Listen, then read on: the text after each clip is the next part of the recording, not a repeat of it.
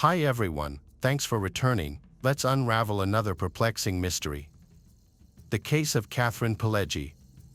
Ronald Vinci was born on August 16, 1940, in Fort Lauderdale, Florida. From a young age, he showed a natural talent for entrepreneurship. In his 20s, he started his first business by renting a space on the Pacific coast to sell Honda motorcycles. Over time, his small shop grew into one of the largest Honda dealership centers in the state.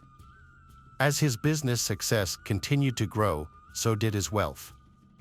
Ronald expanded his business by opening more car dealerships, which significantly increased his earnings. Those who worked for him often described him as a strong-willed and determined individual. In his personal life, Ronald Vinci was married to a woman named Pamela, with whom he had a son named Carey. However, their marriage eventually ended in divorce. After his divorce, Ronald began living a more extravagant lifestyle, spending his wealth on luxury items such as expensive toys, airplanes, and helicopters. His passion for collecting aircraft led him to acquire a large hangar to house his extensive collection. Ronald simplified his daily commute to work by securing government approval to build a helicopter pad on his property, despite some of his neighbors opposing the idea. Having the helicopter pad allowed him to commute to work directly from home by helicopter. He also had helicopter pads installed on the roofs of his car dealerships, making it easier for him to travel by air. Ronald, then 50 years old, met 34 years old Catherine in 1990. At the time, Catherine worked as a flight attendant. She originally from a family in a rural area of Georgia. Growing up, she participated in local beauty pageants where her bright smile and charisma easily captivated people. Her striking beauty and cheerful personality earned her many admirers. After completing her education, Catherine worked as a lab technician at a veterans hospital for several years. However, she felt unfulfilled and longed for more in life. Seeking a change, Catherine left her job in 1980 to join Delta Airlines as a flight attendant, earning an annual income of $20,000. She enjoyed her new role, taking care of passengers and serving meals, and even acquired useful tips like using coffee grounds to eliminate unpleasant odors on airplane seats. 10 years into her career as a flight attendant, Catherine's life took a dramatic turn. In 1990, she met Ronald Vinci, a millionaire, on a flight. Despite their 14-year age difference, they fell in love, drawn to each other's charming personalities. Catherine eventually left her job and moved into Ronald's luxurious California home. Together, they shared a passion for travel and explored various destinations, with Aspen, Colorado, being a favorite getaway spot. Ronald and Catherine were in a decade-long relationship, but Ronald never proposed to Catherine. Eventually, they decided to part ways. Catherine moved to Florida, seeking a fresh start and a new partner. In April 2001, at age 45, Catherine began a relationship with 63 years old Dilio Carano, a financially stable insurance agent, after being introduced by mutual friends. She shared with Dilio her previous unhappy relationship with Ronald, explained that it was a difficult time, filled with arguments, excessive drinking, and infidelity. Ronald had never proposed, despite her decade-long hope for marriage. Dilio promptly proposed to Catherine, and they got married in May 2001, just a month after meeting. After their wedding, the couple settled in Miami Beach, Florida, and Catherine seemed content with the marriage. Dilio describes Catherine's initial demeanor as being like a house cat, gentle, calm, and eating very little. In addition, Catherine is very afraid of water. She cannot bathe in the ocean, sea, or river. A few months into their marriage, Dilio noticed a dramatic change in Catherine's behavior. She began asking him for large sums of money, insisting that he buy her clothes and gifts. She would often compare him to her friends' more generous husbands. According to Dilio, Catherine was taking about $55,000 per month from him. She claimed the money was for education expenses, but never provided any receipts. After a few months of this financial strain, Dilio realized he had made a mistake by rushing into the marriage. He decided he wanted a divorce. The separation process was relatively easy, as they had no children or shared assets. Court documents revealed that Dilio's net worth was $4.5 million, while Catherine had only $8,000 in her accounts. As Catherine prepared to move out of Dilio's house, she was overwhelmed with sadness and despair. In 2005, Ronald Vinci, a wealthy millionaire, made a big change by moving to Fort Lauderdale, Florida, where friends had convinced him he would enjoy a favorable climate and low taxes. Prior to the move, Ronald had sold his car dealerships and amassed a substantial fortune. He purchased a luxurious fourth-floor apartment in Fort Lauderdale and soon reconnected with Catherine, a flight attendant he had previously dated. Catherine moved in with Ronald, and they rekindled their romance. Coincidentally, Catherine's ex-husband, Dilio Carano, lived in the same building but 30 floors. Dilio was perplexed by Catherine's decision to reconnect with Ronald, whom she had previously described as a monster. Neither Ronald nor Catherine go to work. They enjoyed a life of leisure, but their differences became increasingly apparent. Ronald struggled with his weight due to his love of rich foods, while Catherine maintained a strict diet and a very low weight of 42 kilograms. Ronald and Catherine had distinct personalities. Ronald loved attending lively parties, whereas Catherine preferred quieter evenings at home, often lost in crime novels.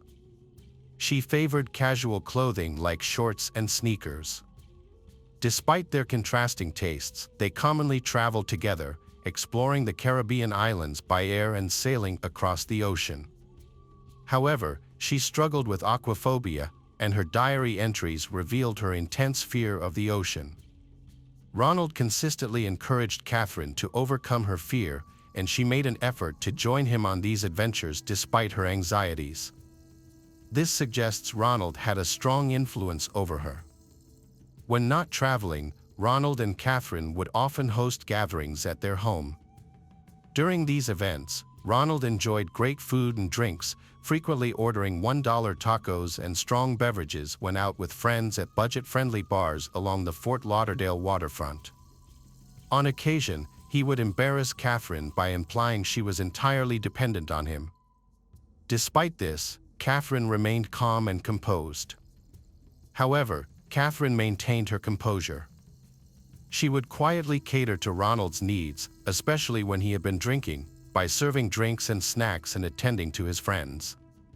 Ronald's relationship with Catherine persisted for 5 years, despite his increasing hesitation to propose marriage. By 2010, he began sharing his feelings with friends, revealing his desire to end the relationship and find a younger partner. In early 2011, Ronald was hospitalized due to severe intestinal issues, which his doctors attributed to his years of excessive alcohol consumption. Prior to the hospitalization, Ronald had noticed an unusual change in the taste of his food, which sparked concern for his health. A friend joked that Catherine might have tried to poison him, but Ronald dismissed the idea without considering it seriously.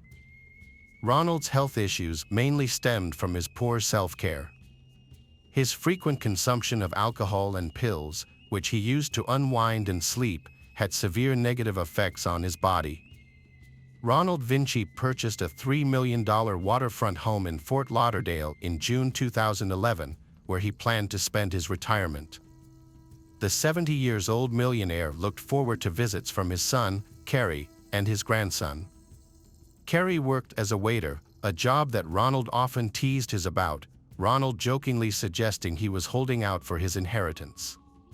Tragedy struck on the afternoon of June 28, 2011. When Ronald's gardener called 911, reporting an incident at the mansion. Upon arrival, police found Ronald's lifeless body in a guest bedroom, wrapped in plastic bags and tightly sealed with tape inside a sleeping bag. Additionally, the sleeping bag contained soiled sheets and was covered with what appeared to be wet dirt, later confirmed to be coffee grounds. A further investigation revealed a slashed mattress. The gardener told the police that Catherine had said Ronald fell down the stairs, hit his head, and died. However, the officers were not convinced it was an accident. During questioning, the gardener provided a disturbing account of the incident before finding Ronald Vinci's body. When the gardener arrived at the Ronald residence in the morning, after receiving an urgent call from Catherine late at night, he was met with an horrific scene. Ronald's lifeless body was wrapped tightly in a sleeping bag in a guest bedroom.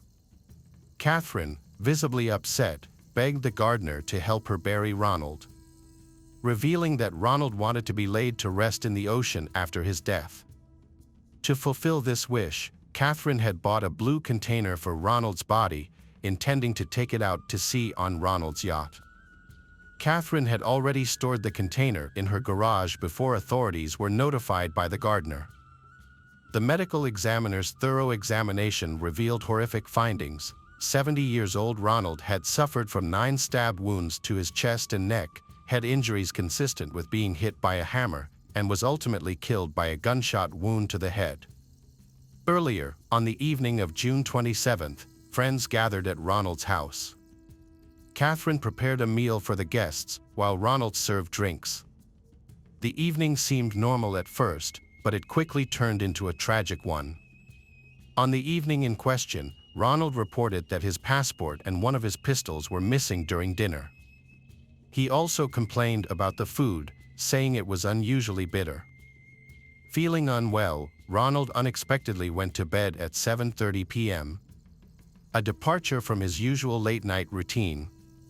His friends found this early bedtime suspicious and eventually left his house. Later that night, Catherine was brought in for questioning. In her confession, she described a confrontation with Ronald, which occurred around 1 a.m. on June 28. According to she, a drunk Ronald woke up and began verbally insulting her. The situation escalated, resulting in Ronald chasing her down the stairs. However, he lost his balance, stumbled, and fell, hitting his head severely. Catherine claimed that she helped Ronald up and led him to a guest bedroom on the first floor. After cleaning the blood stains on the stairs, she checked on him a few hours later and found him asleep with a loaded gun. Catherine stated that she feared for her life, believing Ronald might kill her. In a state of fear and desperation, she grabbed the gun and shot Ronald in the head. During the interrogation, Catherine explained her actions, saying she was consumed by fear and anger, feeling as though her soul had left her body. After the shooting, Catherine further injured Ronald by stabbing him with a knife and hitting him with a hammer. She then wrapped his body in a bag in an attempt to hide the evidence. Realizing she needed help, Catherine contacted someone known as the gardener for assistance with disposing of the body. Before hiding the body, Catherine purchased a large container from a hardware store, intending to use it to dispose of Ronald's body in the ocean. This was confirmed by surveillance camera photos. Subsequent investigations uncovered a gun in Catherine's car, with her fingerprints on it, matching the gun used to shoot Ronald. Her car also contained a knife, pieces of a cut-up mattress, clothing, rubber gloves, all stained with Ronald's blood. Catherine was arrested and charged with first-degree murder. Just a month before the crime, she had been involved in a dispute with her sister. Catherine's sister claimed that she had borrowed money and refused to pay it back. But she maintained that the money was a gift and therefore did not owe her sister anything. Ronald's neighbors reported hearing screams coming from his house on the night of the murder. Additionally, a witness spotted a white vehicle with a large trailer near Ronald's house early in the morning. The car belonged to the gardener. According to Ronald's friends, he had been trying to end his relationship with Catherine for some time. The couple had been experiencing marital problems, including a lack of intimacy, and had been sleeping in separate rooms for months. In an attempt to finalize the separation, Ronald had tried to give she $1 million, just weeks before the tragedy, asking her to leave their house permanently. Prosecutors suspect Catherine's main motive was fear of losing her wealthy partner, Ronald. In contrast, Catherine's defense team argued that she was a victim of severe abuse and had acted in self-defense. Several questions arose during the trial, including why Catherine didn't immediately contact the police, why she initially lied about the incident, and why she endured years of abuse without leaving Ronald. Catherine's relatives testified in her defense, and a court psychiatrist identified signs of domestic abuse. However, none of Ronald's close friends or associates witnessed or reported any mistreatment in their relationship. Instead, they described she as calm and content, never complaining about her life. During the trial, Catherine made a surprising accusation against Ronald, claiming that he was responsible for the sudden and mysterious death of her younger sister, Angela, in December 2009. Catherine, Ronald, and Angela went on a Caribbean cruise together. Angela struggled with substance abuse and, during a party on the ship, she drank excessively, leading to severe illness and intense convulsions.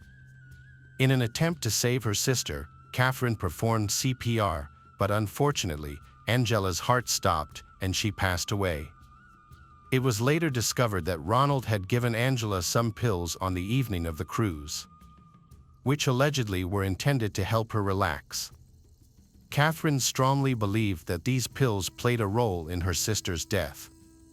However, in an unexpected turn of events, Catherine was found guilty of Ronald's murder in 2014. The jury delivered a verdict that resulted in Catherine being sentenced to 25 years in prison. She is currently serving her sentence at the LEL Correctional Institution in Marin County, Florida, and is set to be released in January 2034 at the age of 77. Hello friends, welcome to our channel. Today we're going to take a look at another horrible case with you, the case of Kelsey Turner. Kelsey Turner was born on March 5, 1993, in Norfolk, Virginia, to Samantha Ingram, a would-be model and dancer, and Christopher Ingram, a laborer.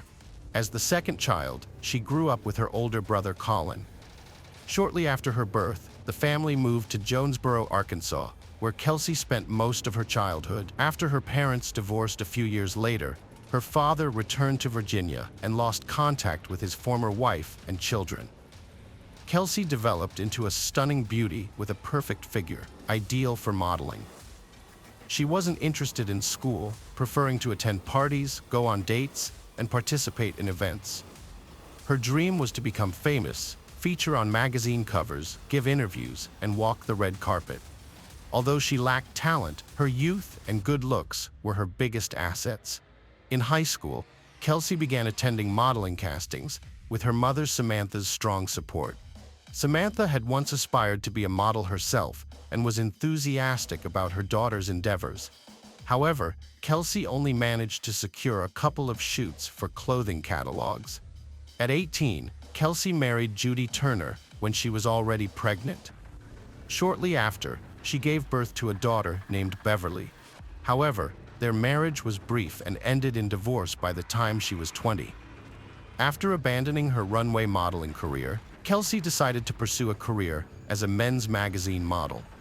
She created a portfolio featuring provocative photos and submitted them to various publications, which quickly caught the attention of several men's magazines.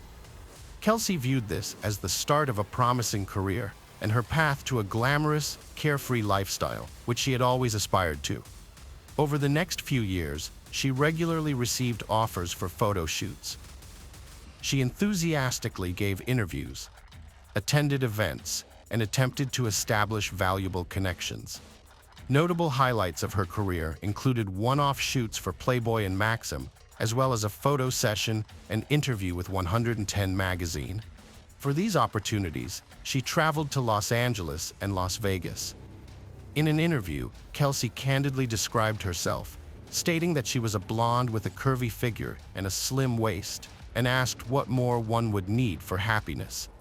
She also shared that she enjoyed partying, spending time with friends, and living life to the fullest, believing that life is short and should be lived beautifully and joyfully. Kelsey was not overly concerned about her future, frequently changed partners, and quickly spent the money she earned or received from admirers. At 23, Kelsey had another child, a son named Josh, but the father refused to acknowledge him or marry her.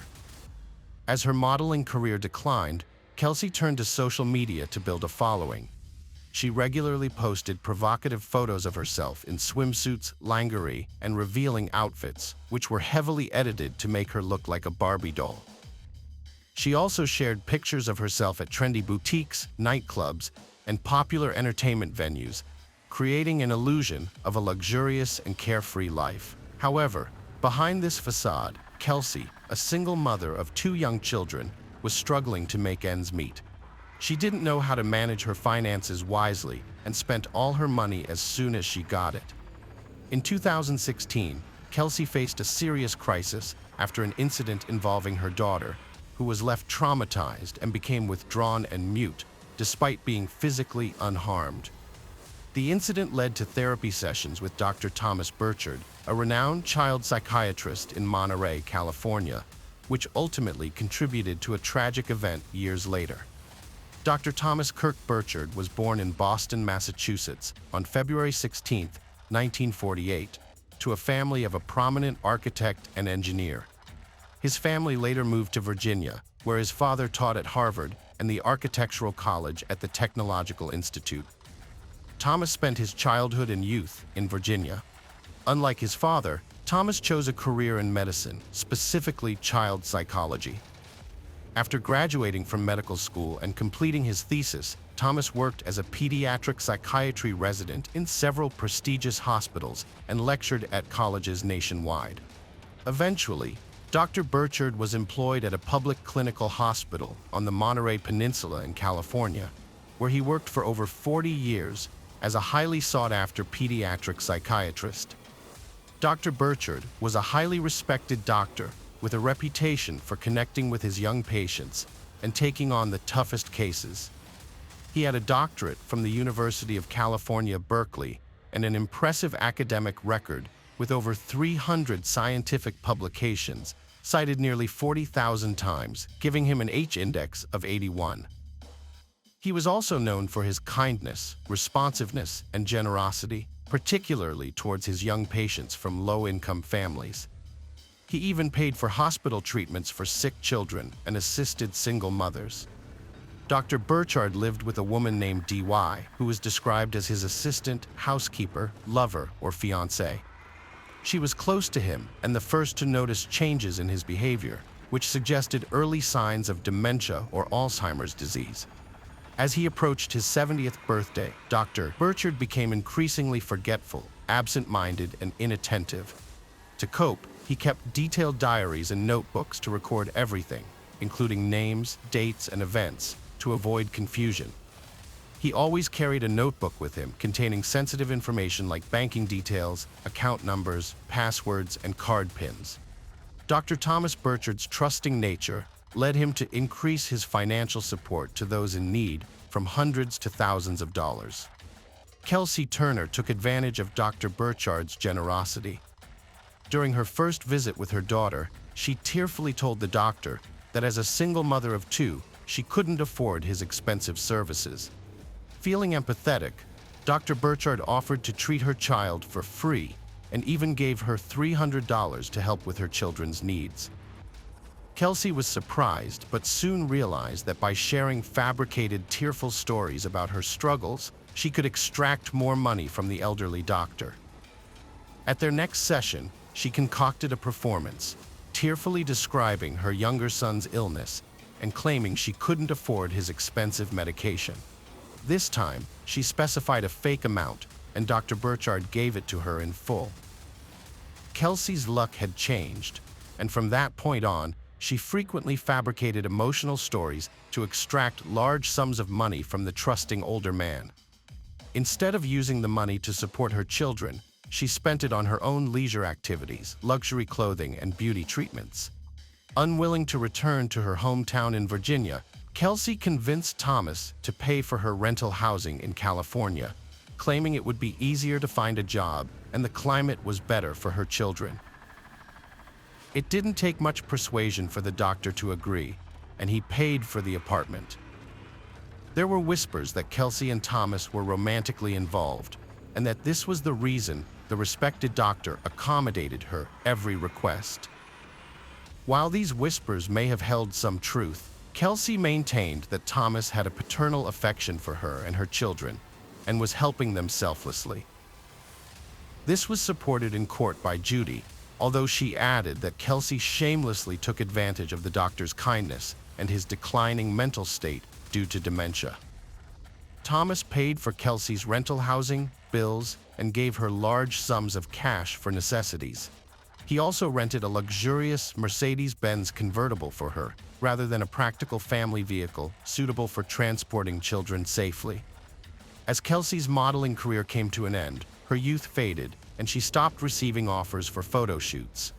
But instead of getting a job, she relied on her wealthy benefactor, Thomas, for financial support. Over nearly 3 years, Kelsey tried to break free from Thomas, blackmailing and threatening him. Despite this, he spent around $500,000 on her and her children.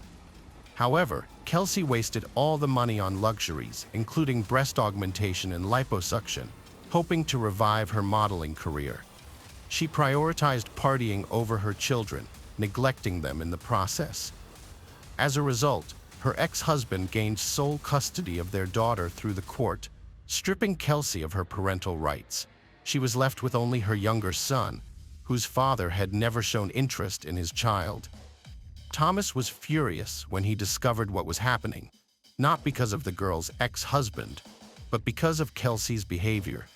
He realized she was a neglectful mother who didn't care for her children and spent all the money meant for them on her own desires, entertainment, and clothes.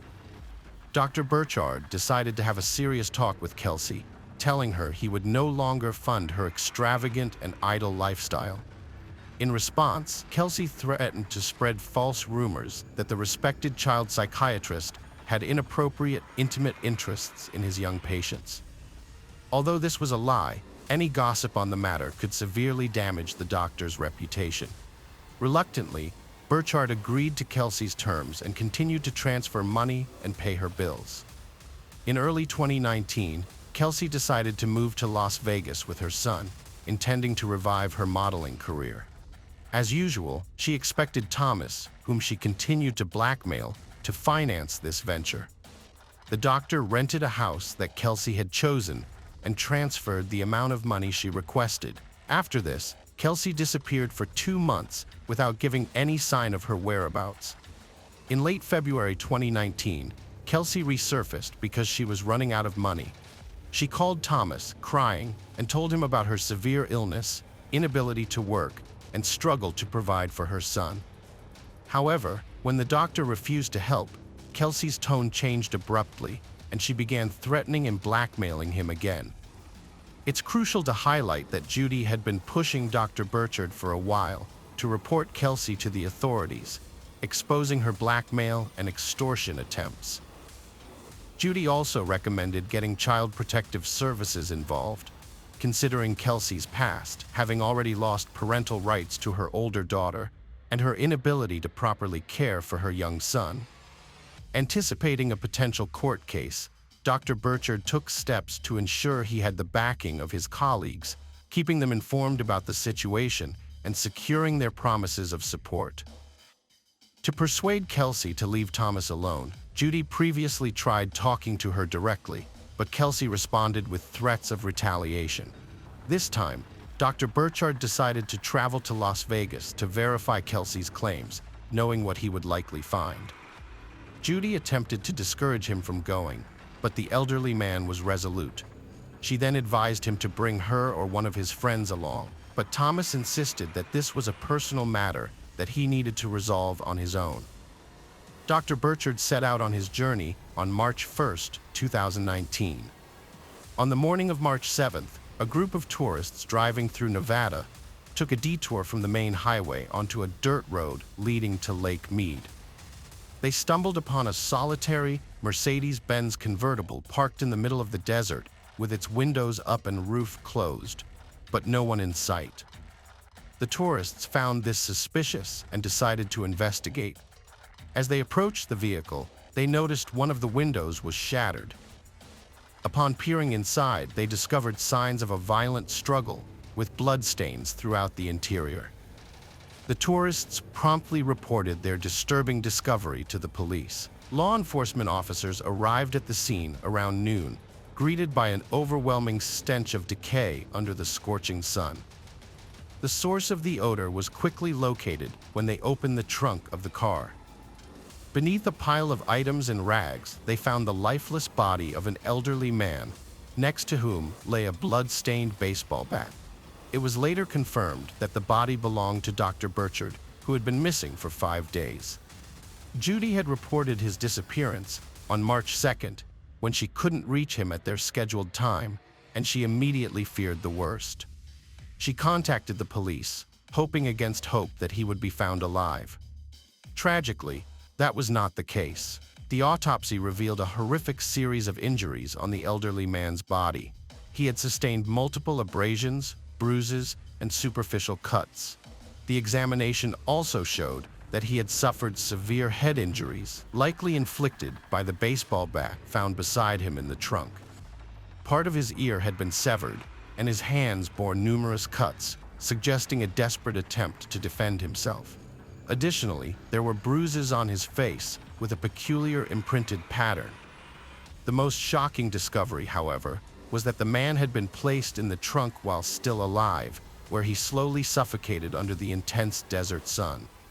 As the police investigated the crime scene, they discovered that the car was rented in Kelsey Turner's name, making her the prime suspect. Judy provided the authorities with the address of the house where the blonde lived and where the deceased doctor had gone, as it was also rented in his name. However, when the police arrived, they found the house empty. Inside, they noticed scattered containers of cleaning agents and a strong smell of household chemicals, indicating a hasty attempt to erase any evidence of the crime. The house had been occupied by Turner, her 4-year-old son, her new boyfriend John Logan Kennison, and 2 neighbors, Diana Pina and Jeremy Eric. Since they had all fled, they became suspects, as it seemed unlikely that the petite blonde could have inflicted such severe injuries on the doctor or moved his body to the car trunk alone. The police managed to interview Jeremy, who recalled that he and his girlfriend had left the house while the doctor was still alive and unharmed. According to Jeremy, his girlfriend had drunk too much and flirted with the doctor, trying to get a few $100s, similar to Kelsey's tactics. This had enraged Kelsey, who accused the woman of trying to steal her boyfriend. The 2 women almost got into a fight, and Jeremy had to quickly take his girlfriend away from the house. He hadn't returned for several days and was unaware of the subsequent events. Police discovered that Dr. Burchard habitually carried a notebook containing bank account details and passwords, but frequently misplaced it. Following his murder, the notebook went missing, and substantial sums were withdrawn from 2 of his accounts on March 3rd. The authorities promptly blocked the accounts and cards, and on March 21st, Kelsey and her boyfriend J.N. were apprehended in Stockton, California, after a second attempt to withdraw funds. Prior to their arrest, the couple, accompanied by their child, had been evading detection by hiding in motels, constantly changing their location and paying in cash. They later expressed regret for not completely depleting Burchard's accounts initially, and subsequently planned to empty them and flee to Mexico with the money. However, by the time they made their second attempt, the authorities had already blocked the accounts, leading to their capture. According to Diana, after Jeremy and his girlfriend left, a heated argument broke out between Turner and Dr. Burchard. This was triggered by the doctor's refusal to give Turner another cent. In a fit of rage, Turner threatened to ruin Dr. Burchard's reputation by spreading false rumors about his behavior with his young patients. As the situation escalated and Turner became physically aggressive, Dr. Burchard locked himself in a room for safety. However, J.N. forced open the door and violently attacked the elderly doctor with a bat, causing a severe hematoma and a nosebleed. Diana intervened, begging everyone to calm down. Upon seeing Dr. Burchard's condition, she urged them to take him to the hospital, worried about the consequences of their actions. Before they left, Dr. Burchard promised Diana that he would report to the police that he was attacked and robbed by strangers. The four of them then drove to the garage, where Dr. Burchard was seated in the back of the car.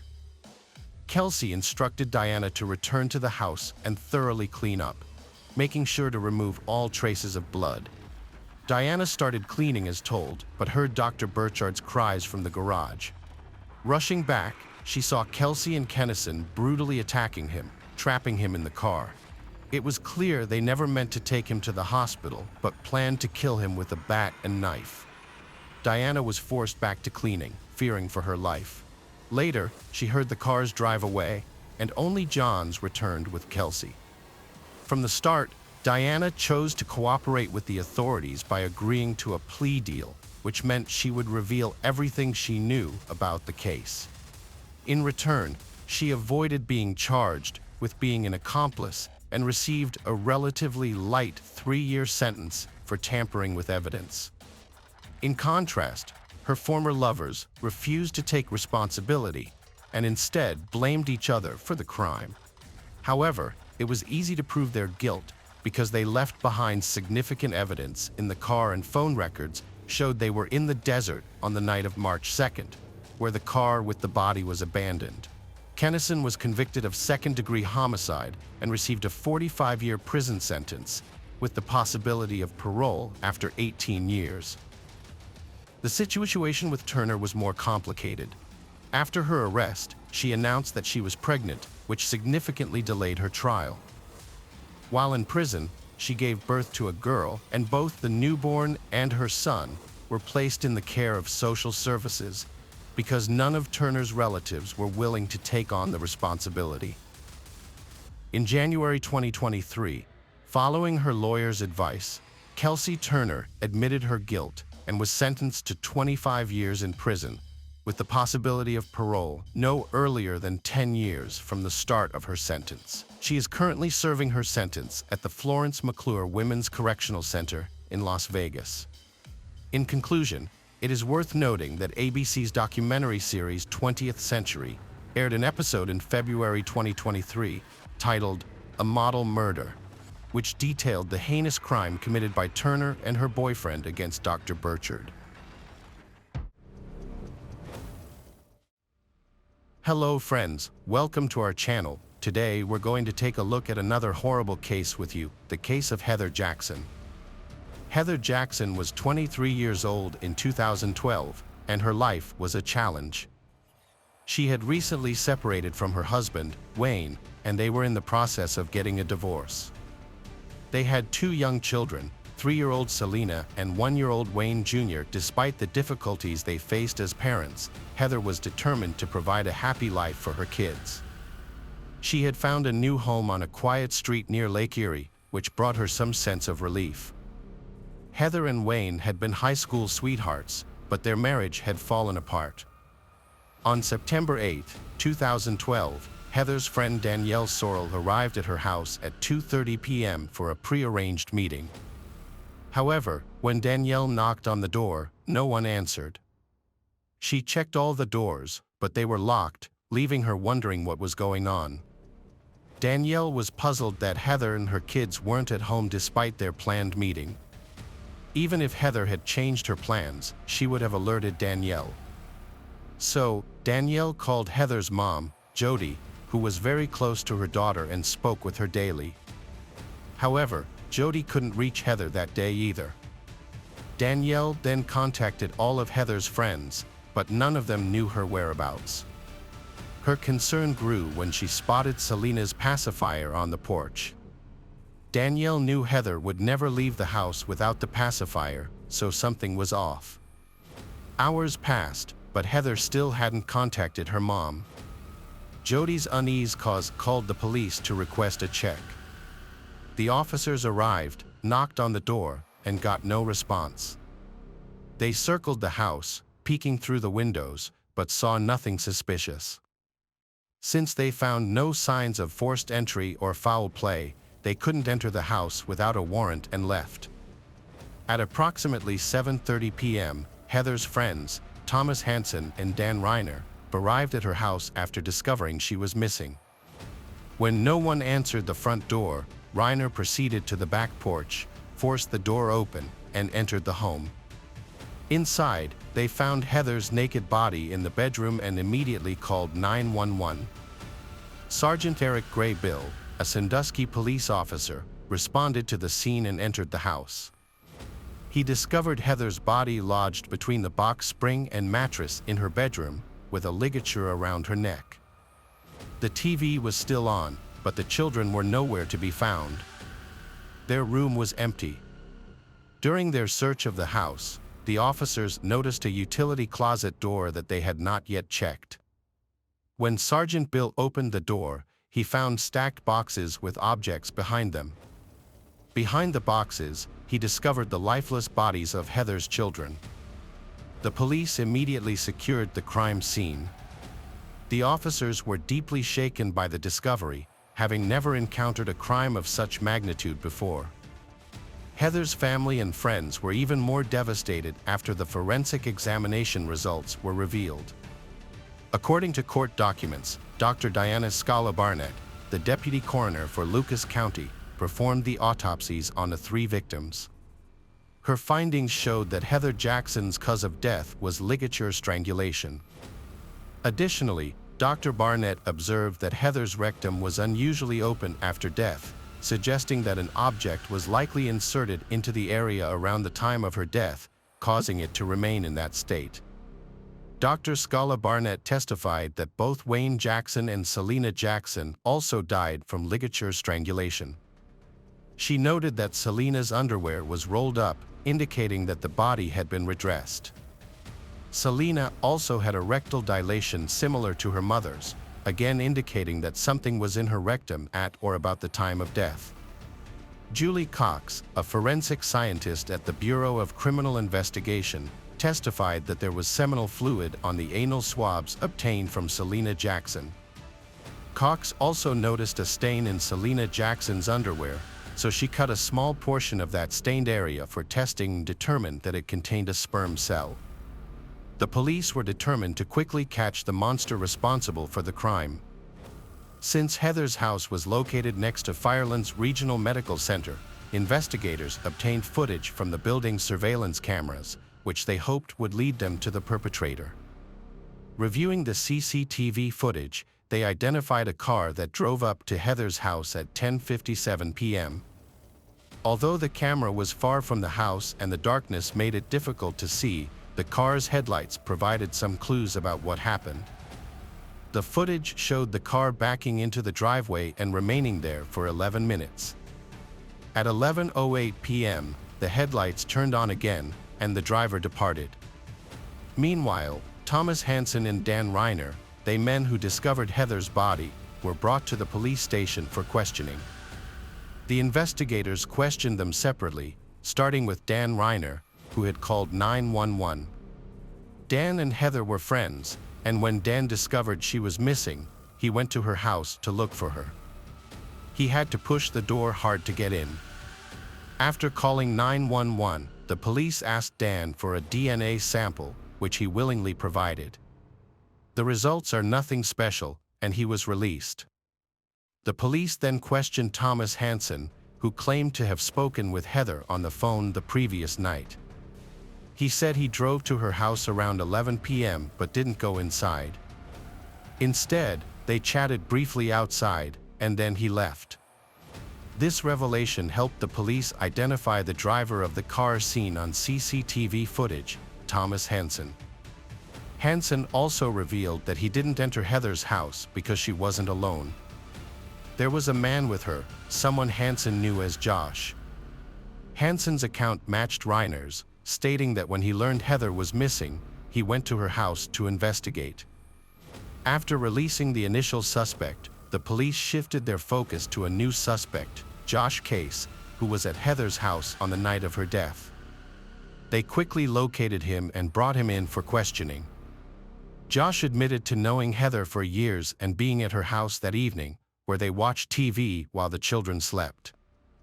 He also claimed to have gone to the store to buy breakfast for the kids, returning to the house before a friend picked him up at around 1 a.m. Josh acknowledged having consensual intimate contact with Heather. Investigators verified his alibi by reviewing the store's CCTV footage, which confirmed he entered the store at 11:20 p.m. While this corroboration supported his testimony, it did not rule out the possibility that Josh might still be involved in Heather's tragic death.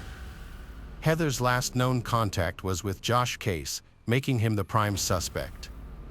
He provided a DNA sample, which was compared to the DNA found on the victims' bodies. The results eliminated Thomas Henson and Dan Reiner as suspects, as their DNA did not match. However, Josh's DNA matched the DNA on Heather's body, but not on her children's bodies, indicating another person was present that night. This was not surprising, as Josh had previously admitted to an intimate relationship with Heather. The police now focused on finding the DNA of the second person involved. They quickly ruled out Heather's husband, Wayne, who was going through a divorce with Heather and lived in another state.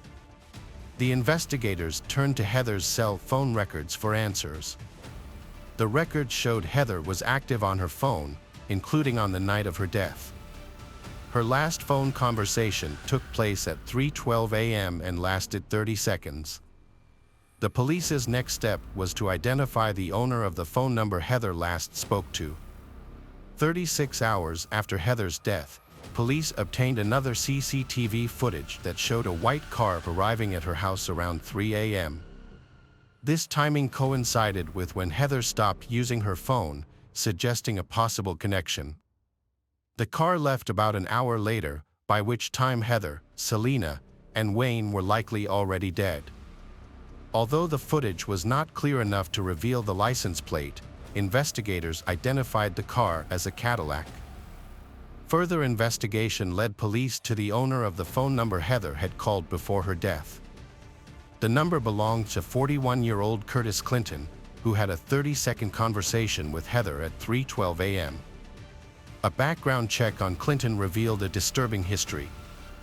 He had been released from prison in February after serving 13 years for 2 counts of felonious assault and manslaughter. Clinton had pleaded guilty to the 1997 death of 18-year-old Misty Keckler, who was found strangled, naked, and bound in a bathtub. The similarities between Keckler's death and Heather's raised concerns among investigators, especially given that Clinton had been released from prison just 6 months before Heather and her children's deaths. This raised the possibility that Clinton had returned to his violent ways after his release. Curtis Clinton became the prime suspect in the murder of Heather and her children, and the police urgently needed to locate him to prevent any further harm. The police visited Clinton's last known address but were unable to find him. However, they soon discovered a white Cadillac parked on a nearby street.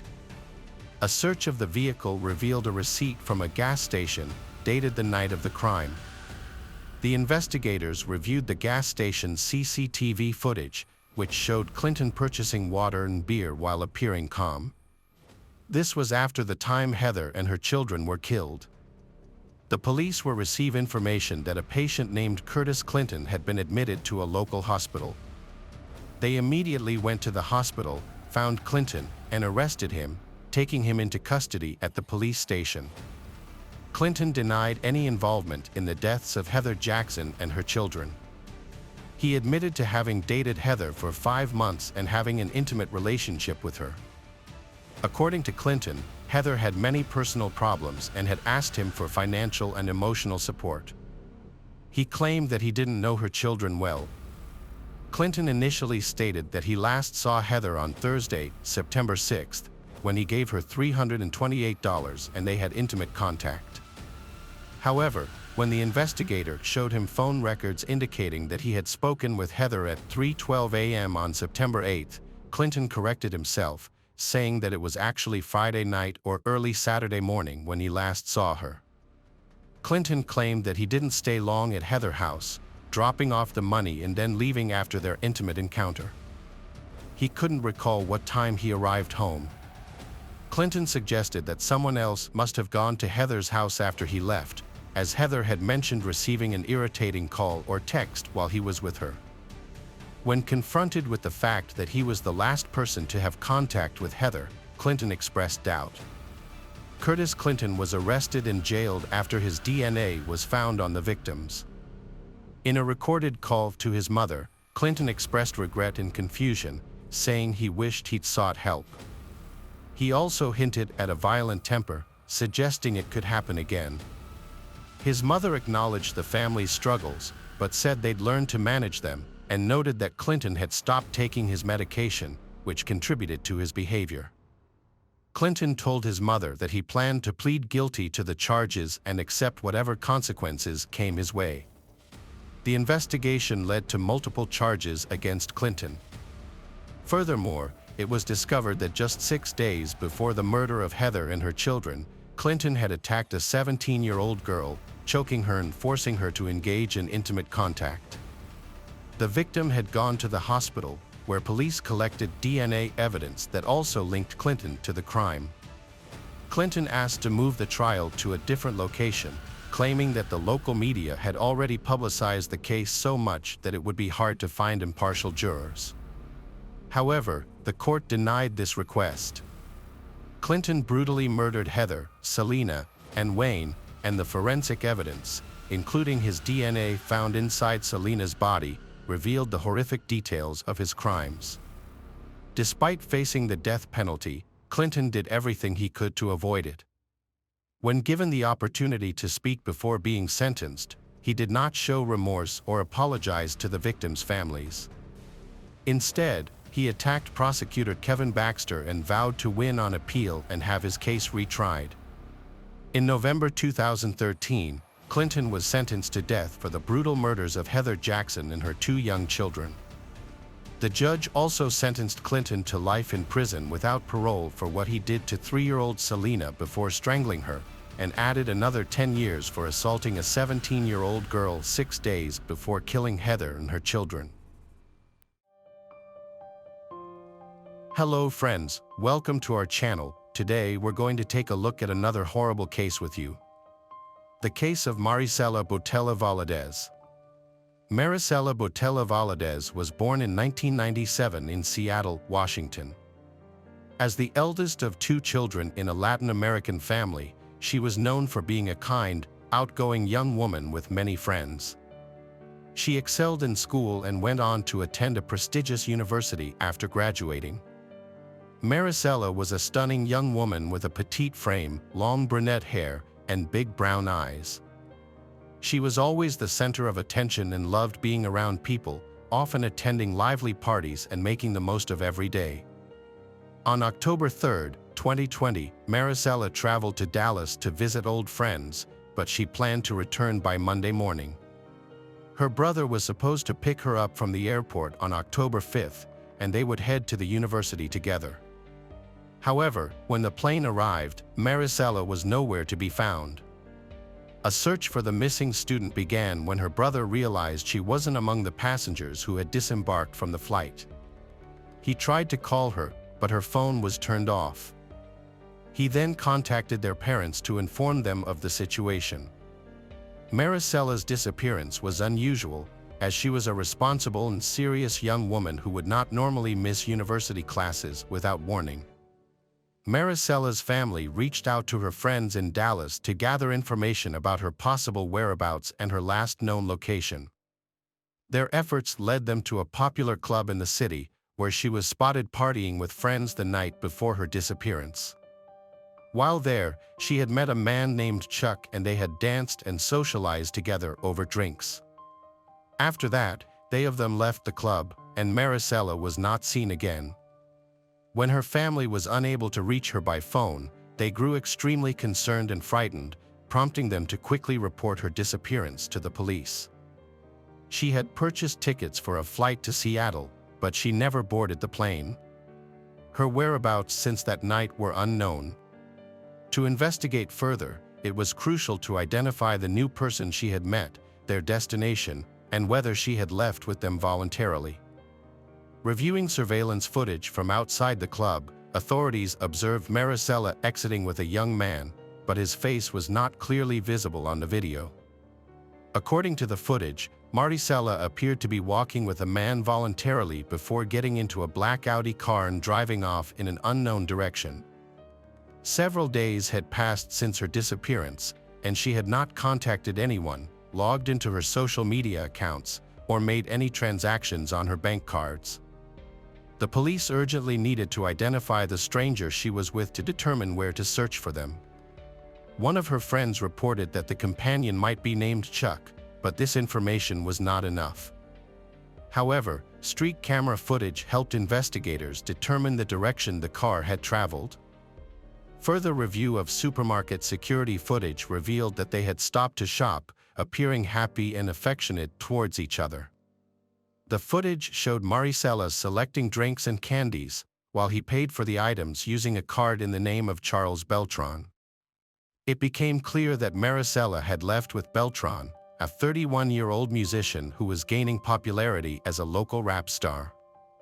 However, Beltran had a troubled past, having been to prison twice for robbery and armed assault. He had been released on parole after serving less than 3 years and was on the verge of releasing his own music album. An investigation revealed that Maricela's phone had been active at a specific location on the night she went missing. The location was linked to a house owned by a woman named Lisa Dyke, who was renting a room to Beltran. When police and an FBI agent investigating Maricela's disappearance visited the house, they found it empty. The police were only able to reach Lisa Dyke by phone, as she said she was out of state for work. She confirmed that Charles Beltran had been renting a room in her home, but claimed he had moved out about 2 weeks ago. She also stated that she had no idea where he was after that. They searched the house where he used to live and made several alarming discoveries. The interior was a disaster zone with mess and unsanitary conditions everywhere. It appeared as if the residents had departed abruptly, only taking essential belongings and abandoning the rest. Dirty dishes were stacked high in the sink, old food and mold sat on the kitchen table, and garbage covered the corners of the floor. In stark contrast, investigators found multiple empty bottles of cleaning supplies scattered around, and there were also remnants on the floor and carpet indicating an attempt to scrub areas clean. A disturbing black statue of death, draped in a black cloak and grasping a scythe, occupied one of the upstairs rooms. While it could have been dismissed as an eccentric decoration, its presentation as a makeshift altar, complete with wax candles, dried flowers, and 2 metal bowls, suggested a more sinister purpose. The setup bore an uncanny resemblance to the Mexican cult of Santa Muerte, which reveres a female embodiment of death. The house exuded an atmosphere of foreboding, as if a traumatic event had occurred, prompting the occupants to hastily gather their belongings and flee in a state of panic. A more thorough investigation was conducted using specialized tools to detect blood traces. This revealed multiple wiped blood stains in one of the bedrooms, the bathroom, and the hallway. The bedroom with the most significant bloodstains belonged to Charles, suggesting a violent crime had occurred there. However, the identity of the victim remained unclear. Despite attempts to clean the area, the blood had penetrated the carpet, seeped under the baseboards, and stained the wallpaper and furniture.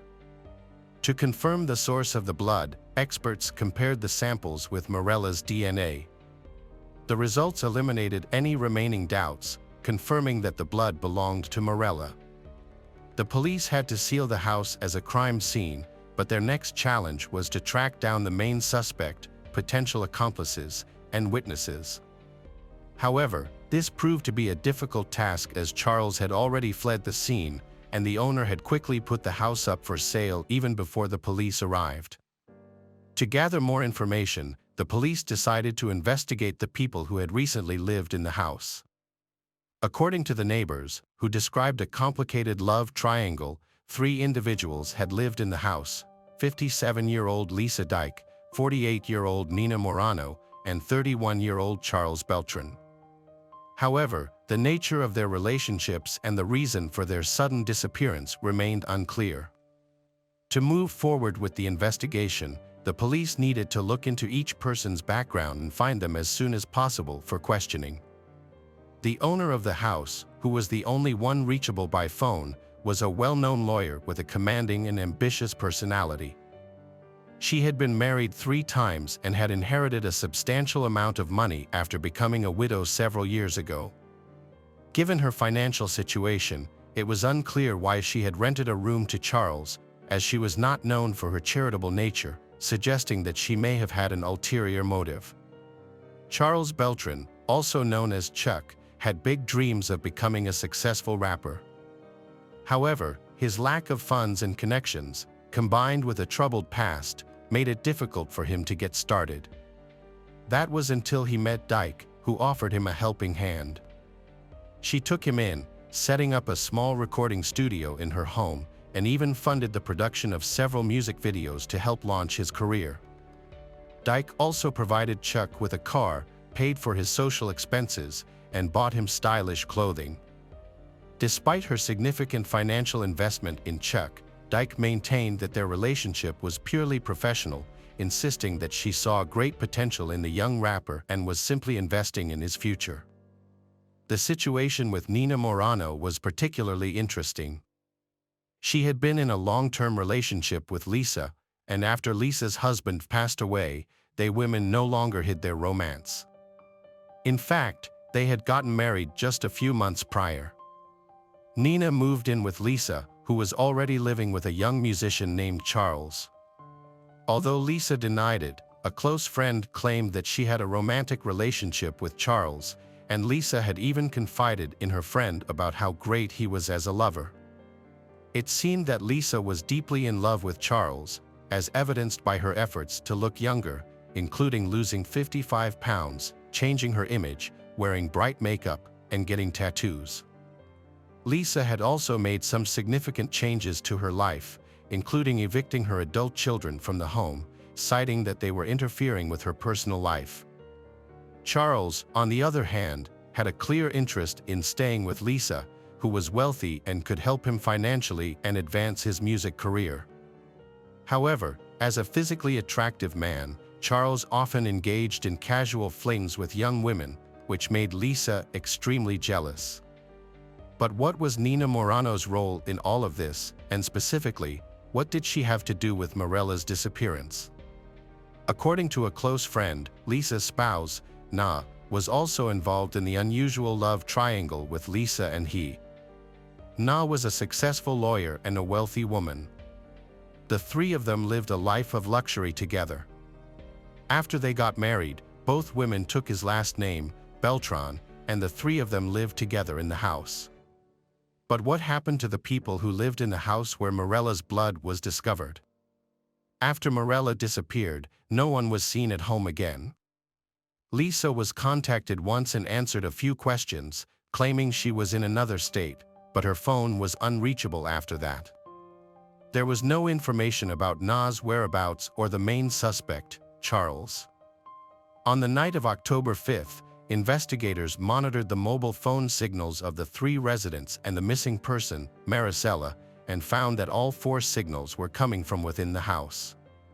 By early morning, the signals had moved to a remote wooded area in suburban Dallas. Shortly after, the signals vanished. A few days later, Lisa briefly responded to messages on her secondary work phone, but it soon became unreachable as well. Using geolocation data from the mobile devices, authorities reconstructed the group's route that night, identifying the stops they made along the way. This information led them to suspect that the missing student's body might have been disposed of in this area. Although this narrowed down the search radius, the area was vast and challenging to navigate, hindering the progress of the investigation. The search for the missing Seattle student was suspended near the new year, as no body or clues were found. However, in March 2021, a local hunter discovered a human skull in the woods that appeared to be relatively recent. The hunter immediately reported the find to the police, who then sent the remains to a forensic laboratory for examination. Dental records confirmed that the remains belonged to the missing student, who who had been gone for nearly 6 months. Although the body was badly decomposed and damaged by wild animals, making it impossible to determine the exact cause of death, forensic analysis revealed characteristic marks on the bones that suggested knife wounds. However, it was unclear whether these wounds were fatal. After the authorities found the body in the forest, they quickly identified the first suspects and tracked down Lisa, who had moved to Florida with her partner, Na. They had rented a house in Miami near the ocean. However, when the police arrived, only Na was apprehended, while Lisa went into hiding after learning about the situation. Charles, another suspect, was nowhere to be found, although he occasionally contacted his former girlfriends through messaging apps. In one of his last messages, Charles warned his acquaintances that the police were closing in and that they should be extremely careful. Meanwhile, Na, who was now in custody, denied any involvement in Marcella's disappearance, claiming she knew nothing about what had happened to her. Lisa, on the other hand, used her connections to try to hire a good lawyer for Na. While in Florida, Na attempted to sell her house in South Carolina as quickly as possible, likely to raise funds for their continued hiding or to flee the country. Authorities eventually tracked down Lisa and arrested her, and both women were taken back to Dallas. During initial questioning, neither woman provided any information, and their bail was set at $500,000 each. They were able to post bail and were released to house arrest, but were required to wear tracking devices that allowed authorities to monitor their movements. In August of the same year, Charles made a daring escape attempt, but police were hot on his trail and tracked him down to Utah, where he was hiding at the home of a former girlfriend.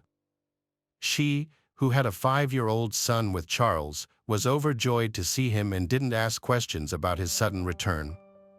When Charles was arrested, he initially refused to cooperate with the police or answer their questions. He was counting on his wealthy lover to use her influence and wealth to hire a top-notch lawyer to get him out of trouble. However, things took a dramatic turn on Christmas Eve in 2021. Lisa and Nina, who had been released on bail, suddenly went dark when their tracking bracelet stopped working due to the holiday chaos and high activity. The police didn't send a team to the suspect's location until the next day, but by then, they had already vanished. It was later discovered that the suspects had been carefully planning their escape for months. As a result, by the time the police pursued them, they had already crossed the border into Mexico undetected. From Mexico, they traveled to South Korea by air, and their trail eventually went cold in Cambodia. The FBI teamed up with the Cambodian police and immigration authorities to locate the suspects on the run.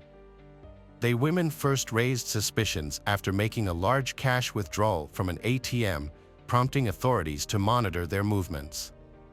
They tried to pay for everything in cash to stay under the radar, but security footage helped reveal their whereabouts. An ATM camera identified the fugitives, and another camera caught the license plate of the vehicle they arrived in. The vehicle's owner cooperated with police and took them to the residence where the foreign women were living extravagantly. They were recaptured in February 2022 and sent back to the United States, where they were taken into custody without the possibility of bail, ensuring they went directly to jail to face the law. Charles realized that his lover was only looking out for herself and had no intention of helping him avoid prison. This led him to decide to cooperate with the investigation and share information. His detailed account of the events that took place that night shocked many. Bellin admitted to being in a romantic relationship with Lisa, the homeowner, and her spouse, Na, but claimed it was motivated by financial gain and a desire to further his music career.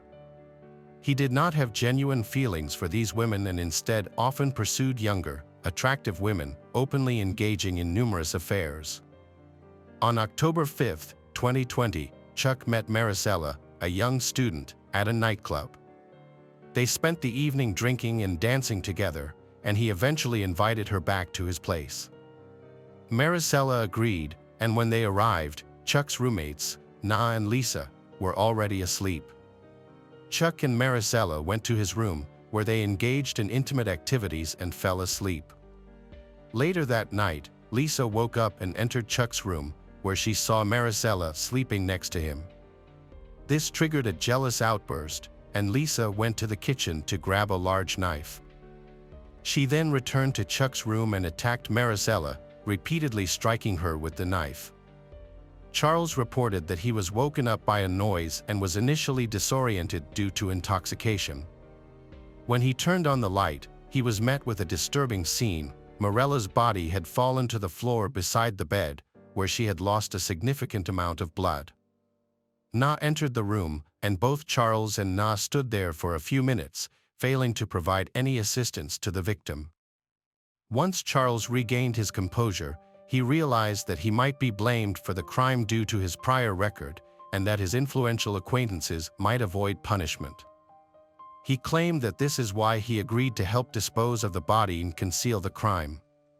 Charles stayed with friends for several days and, upon returning to collect his belongings, noticed that the blood stains on the floor and carpet had almost completely disappeared. Lisa informed him that she and Na had taken care of everything and destroyed the evidence of the crime. The three individuals involved decided it was best to leave town for a while and observe from a distance what would happen next. Lisa Dykebell's defense team argued that she had no motive to harm she. According to her lawyer, Lisa's relationship with Chuck was purely professional, and she saw his music career as a valuable investment. She claimed that his personal relationships and interactions with others did not concern her. A key point made by her defense was that Lisa had recently gotten married to Moran and was happy in her relationship. However, it was unclear why she and her wife had decided to take the surname of their young lodger, Charles, after their wedding, despite claiming he was insignificant to them. During the trial, Lisa portrayed Charles as hot-tempered and cruel, especially when intoxicated, and stated that she feared him. Lisa's account of the events that night claims that Chuck brought a new woman home from the club, but their encounter turned violent when an argument broke out. Chuck allegedly grabbed a knife in a fit of rage. Lisa and Nina intervened, trying to separate they, but it was too late. Maricela was already dead. Chuck then coerced Lisa and Nina into helping him dispose of the body and clean up the crime scene, threatening to harm them if they didn't comply.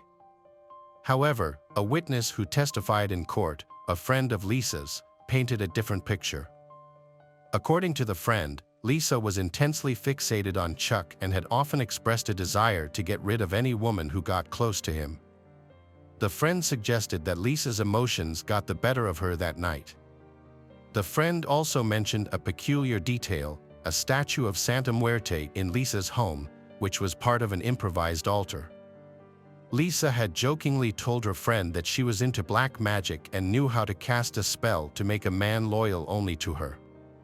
The ritual apparently did not work as planned, and she turned to using a knife instead. A real estate agent who was approached by the women shortly after the incident testified that they were desperate to sell several properties they owned as quickly as possible. They also wanted to put their home in Dallas up for sale, but were unable to do so while the investigation was ongoing because the house was a crime scene. The situation took a turn for the worse when the remains of she were found. At this point, Lisa and Nina were willing to sell the property at a significantly reduced price, just to get the money quickly. During the trial, the court considered Charles's full confession and his cooperation with the investigation. However, things took a turn for the worse for the fugitives after they attempted to flee to another continent. In March 2023, Lisa Dyke Beltran was convicted of a heinous crime against 23-year-old Maricela, as well as tampering with evidence and attempting to escape. She received a life sentence with no possibility of parole. Charles Beltran and Nina Moran, on the other hand, pleaded guilty and cooperated with the investigation. They were found guilty of concealing evidence. Nina received a 7-year prison sentence, but may be eligible for release in 3 years if she exhibits good behavior. Charles, who had prior convictions, was sentenced to 12 years in prison, with the possibility of parole after serving 8 years. Hello friends, welcome to our channel. Today we're going to take a look at another horrible case with you. The case of Shanynthia Gardner. Shanynthia Gardner was born in the late 1980s in Memphis, Tennessee. Not much is known about her early life. She is the daughter of Eleanor Snodgrass from Madison, Alabama. Shanynthia was a slim, beautiful brunette with curly hair as a child. Shanynthia was a multi-talented person. Her creative spirit was evident in her songwriting abilities, which helped her become a local celebrity. Shanynthia also has a keen eye for fashion and photography, attends church regularly, and spends time with her family. Shanynthia seems well-rounded and full of promise for a bright future. Shanynthia met Daryl Clayton when she was 14 years old. They became close friends.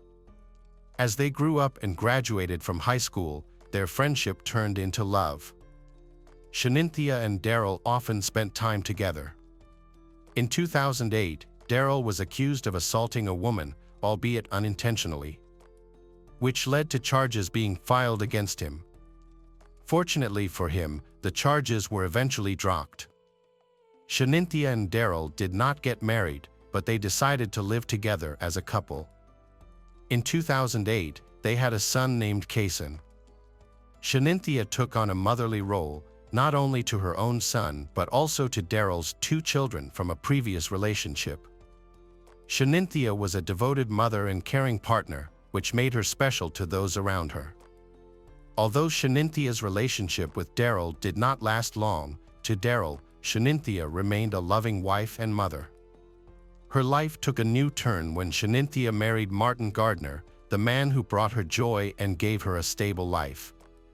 Shanynthia won Martin over with her kindness, love for children, and gentle nature. Their relationship developed quickly, and in September 2013, they decided to start a life together, moving into an apartment complex in southeast Shelby County. Their wedding marked the beginning. Shanynthia and her husband Martin started their family with the arrival of their first child, baby Talon Gardner. Their family grew as little Saya Gardner was born in 2014, followed by 2 more girls, Savi and Yahtzee. Martin and Shanynthia had 4 children together, in addition to a child from her previous relationship, creating a busy and happy home. Shanynthia prioritizes her family's health and also enjoys her part-time job at the Children's Hospital. Additionally, she supports a charity center that focuses on raising funds to support children. Her compassionate nature fuels her passion to dedicate her life to helping others. On July 1, 2016, Martin had a phone conversation with Shanynthia around noon, as she was getting ready to watch a movie with their children. The couple were chatting quietly. Shanynthia suddenly lost control and grabbed a kitchen knife. She walked into the living room, where she brutally attacked her 6-month-old daughter, Yahtzee, without any apparent reason or provocation. The innocent child, unable to defend herself, was tragically killed at the hands of her mother. The eldest child, a 7-year-old boy named Kason, witnessed the horrific scene. Too young to understand the situation, the boy ran away from home. Shanynthia, still armed with the knife, pursued her son out of the house, intent on continuing her violent rampage. The boy's terrified screams caught the attention of nearby neighbors. Realizing that the neighbor had seen Kason, Shanynthia immediately stopped. She returned to the house where Savi and Talon were lying. Upon entering the house, Shanynthia rushed to the bedroom where her young children were lying and rushed to kill them. Neighbors who witnessed the horrific scene quickly contacted the police for assistance, pleading for help in rescuing Kason and his siblings. The police arrived at Shaninthia's home. They found Shanynthia, covered in blood, along with her 4 dead children. The scene shocked everyone. Shanynthia, still holding her cell phone in her hand, calmly called her husband Martin and confessed to killing the children. By the time the police arrived, the incident was over, and an eerie silence had fallen over the once happy home of the Shanynthia family. The house was now a scene of horror, with blood stains in every corner. A bloody knife, recovered by the police. When clergy and police arrived to assist, they were confronted with a horrifying reality. The police began gathering information and conducting an investigation. Shanynthia was held without bail and her trial is scheduled for July 5. Michelle Jaiman, Shaninthia's co-worker, defended Shanynthia on social media. Michelle highlighted the possibility of Shanynthia suffering from postpartum depression. Cases like Shaninthia's have sparked discussions about mental illness and such tragic events. Dr. Joel Rissman, a psychiatrist at the University of Tennessee Medical Center, confirmed that mothers killing their children is extremely rare and is usually related to underlying mental health issues. Dr. Diane Barnes, an expert in psychology and postpartum health, made a crucial distinction between postpartum depression and postpartum psychosis.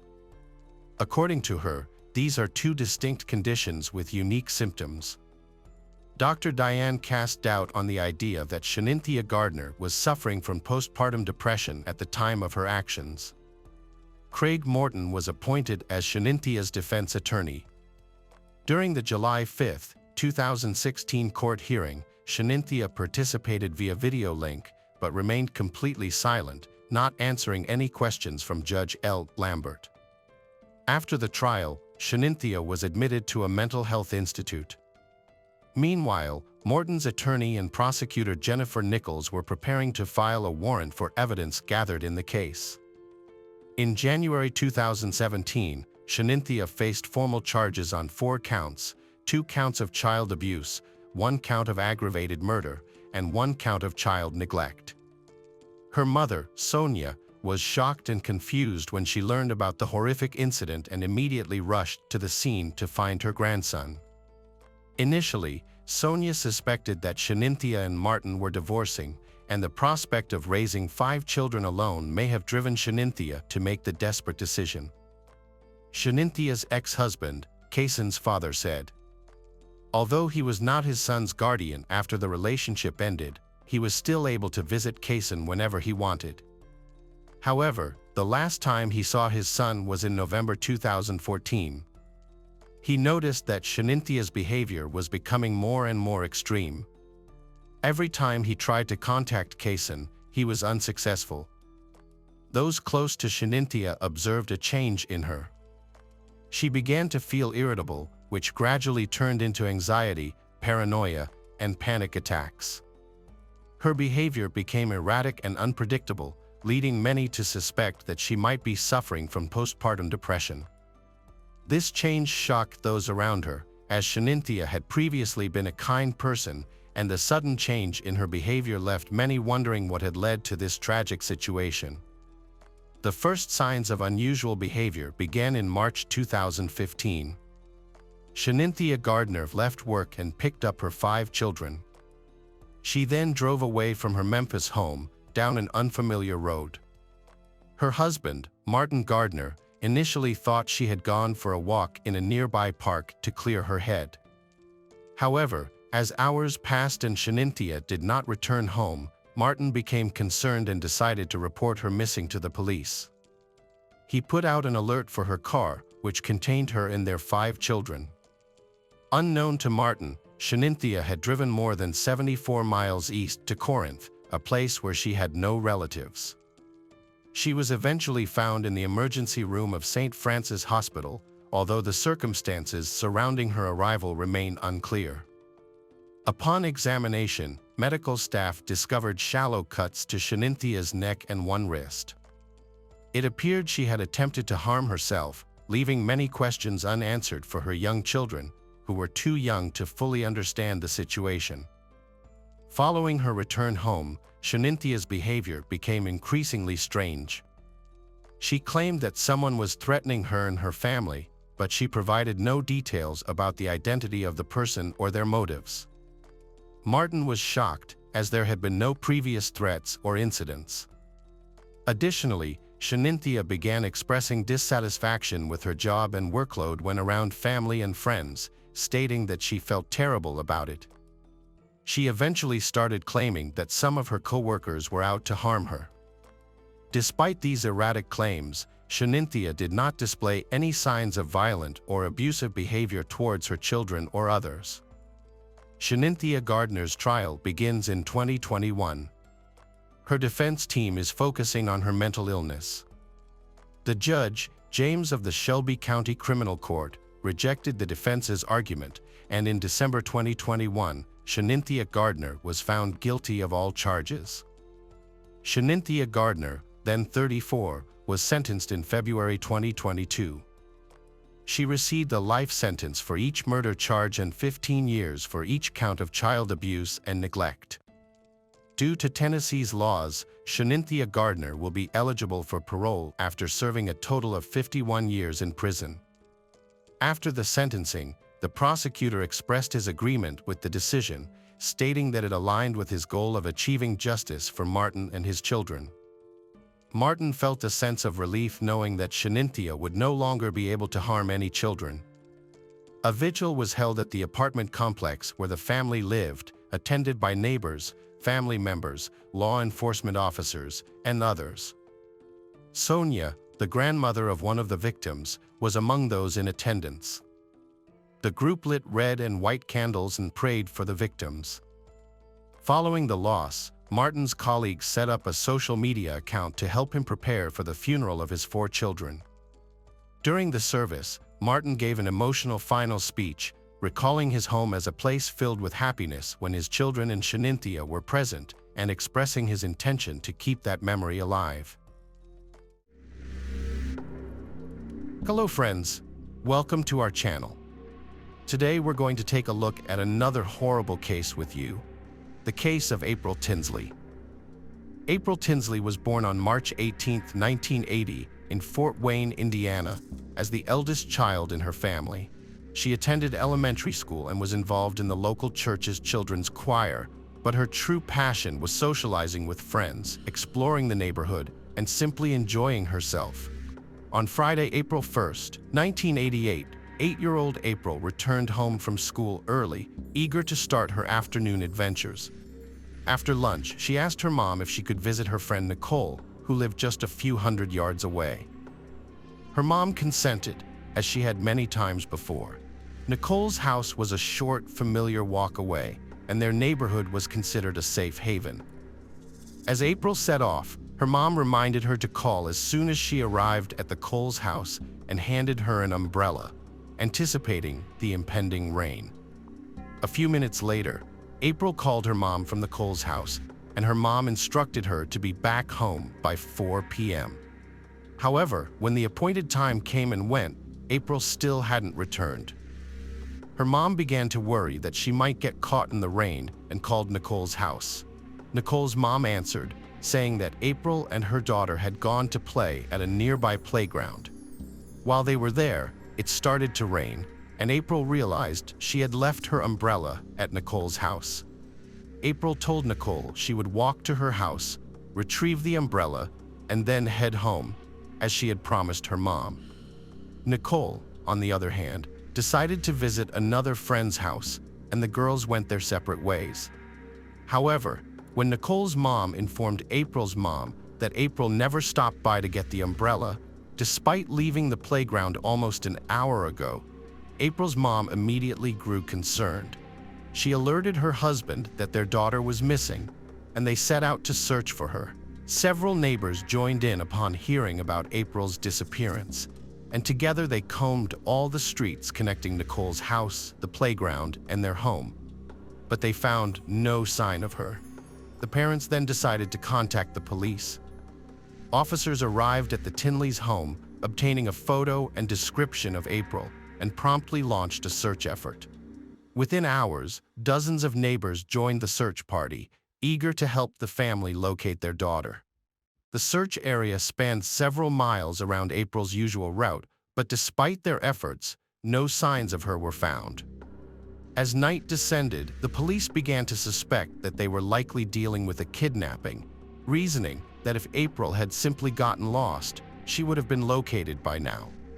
It was as if she had disappeared into thin air. The next day, the search area was broadened, and news of April's disappearance swept through the city. Despite an influx of police and volunteers joining the effort, they still couldn't find her or any leads.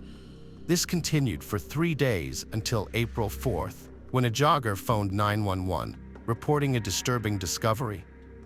While running along a road about 20 meters from April's home, he had noticed something peculiar in a ditch. As he drew closer, he realized it was a human body. The police rushed to the scene and confirmed the worst. It was April Tinsley. She was fully clothed, except for one shoe. Officers couldn't find any obvious signs of trauma on her body, but they were almost certain she had been murdered. They theorized that an unknown perpetrator had killed her elsewhere, then brought her to this field and left her body in a ditch. Police also discovered an adult toy nearby, although they weren't sure if it was linked to the case. Later, they found April's second shoe lying on the other side of the road, a few hundred yards from her body. Medical experts determined that April's death was caused by asphyxiation, and she had also been sexually assaulted. They established that her death had occurred within the 48 hours preceding the discovery of her body, indicating that the perpetrator had held her captive for some time. Although forensic science and DNA analysis were still in their infancy, experts managed to collect evidence from the body. However, the lack of a DNA database at the time meant detectives had to rely on new leads. Fortunately, they didn't have to wait long after the body was found. Investigators appealed to the public through the media, and numerous tips were received. 2 tips, in particular, caught their attention. One individual contacted the police, reporting that he had driven past the field where April's body was found and noticed an old blue pickup truck parked on the side of the road. Investigators believed it could belong to the killer, and the witness might have seen it when the perpetrator dumped April's body in the ditch, making this lead even more valuable. A woman living along the route from the playground to Nicole's house reported seeing a girl resembling April on the day of her disappearance. According to the witness, as the girl walked along the road, an old blue pickup truck pulled up beside her, and, a few seconds later, it drove away with the girl on board. Although the car obstructed her view, the witness couldn't see exactly how the girl got inside. This tip became the first significant lead for investigators, who were also provided with a description of the driver: a white man around 30 years old with blonde or ginger hair. Based on this information, police created a sketch of the suspect and distributed it to the media, along with a description of his vehicle, hoping someone would recognize him. The FBI soon joined the investigation, and together with the police, they looked into the possible involvement of all men who had previously been convicted of sexual crimes living in April's area, seeking new leads. At some point, they were informed that the suspect's portrait resembled a man who had been involved in organized crime activities and had an interest in Satanism. Investigators checked on this individual, but couldn't establish his involvement. However, they arrested him for another offense unrelated to April's disappearance. Police continued to pursue leads and investigate numerous individuals, but they failed to make any significant breakthroughs. This stagnant state persisted for several months, and eventually, detectives hit a dead end. Notably, during the course of the investigation, police uncovered several other crimes against children and apprehended the perpetrators, but the individual responsible for April's murder remained at large. In the following years, the case saw no major advancements, but in May 1990, a sudden and unexpected twist emerged. A teenage boy living 10 miles from where April's body was discovered found a message on his shed written from the perspective of the perpetrator. The killer confessed to April's murder, hinting at further crimes to come, and inquired about the status of the victim's second shoe. This prompted detectives to suspect that the author was likely April's killer rather than a prankster. The discovery was significant because the detail about the victim's shoe being found several hundred yards from her body had never been released to the media, making it unlikely that anyone but the killer would know this. Another fascinating aspect of the message was that it had initially been written in pencil and then traced over in marker.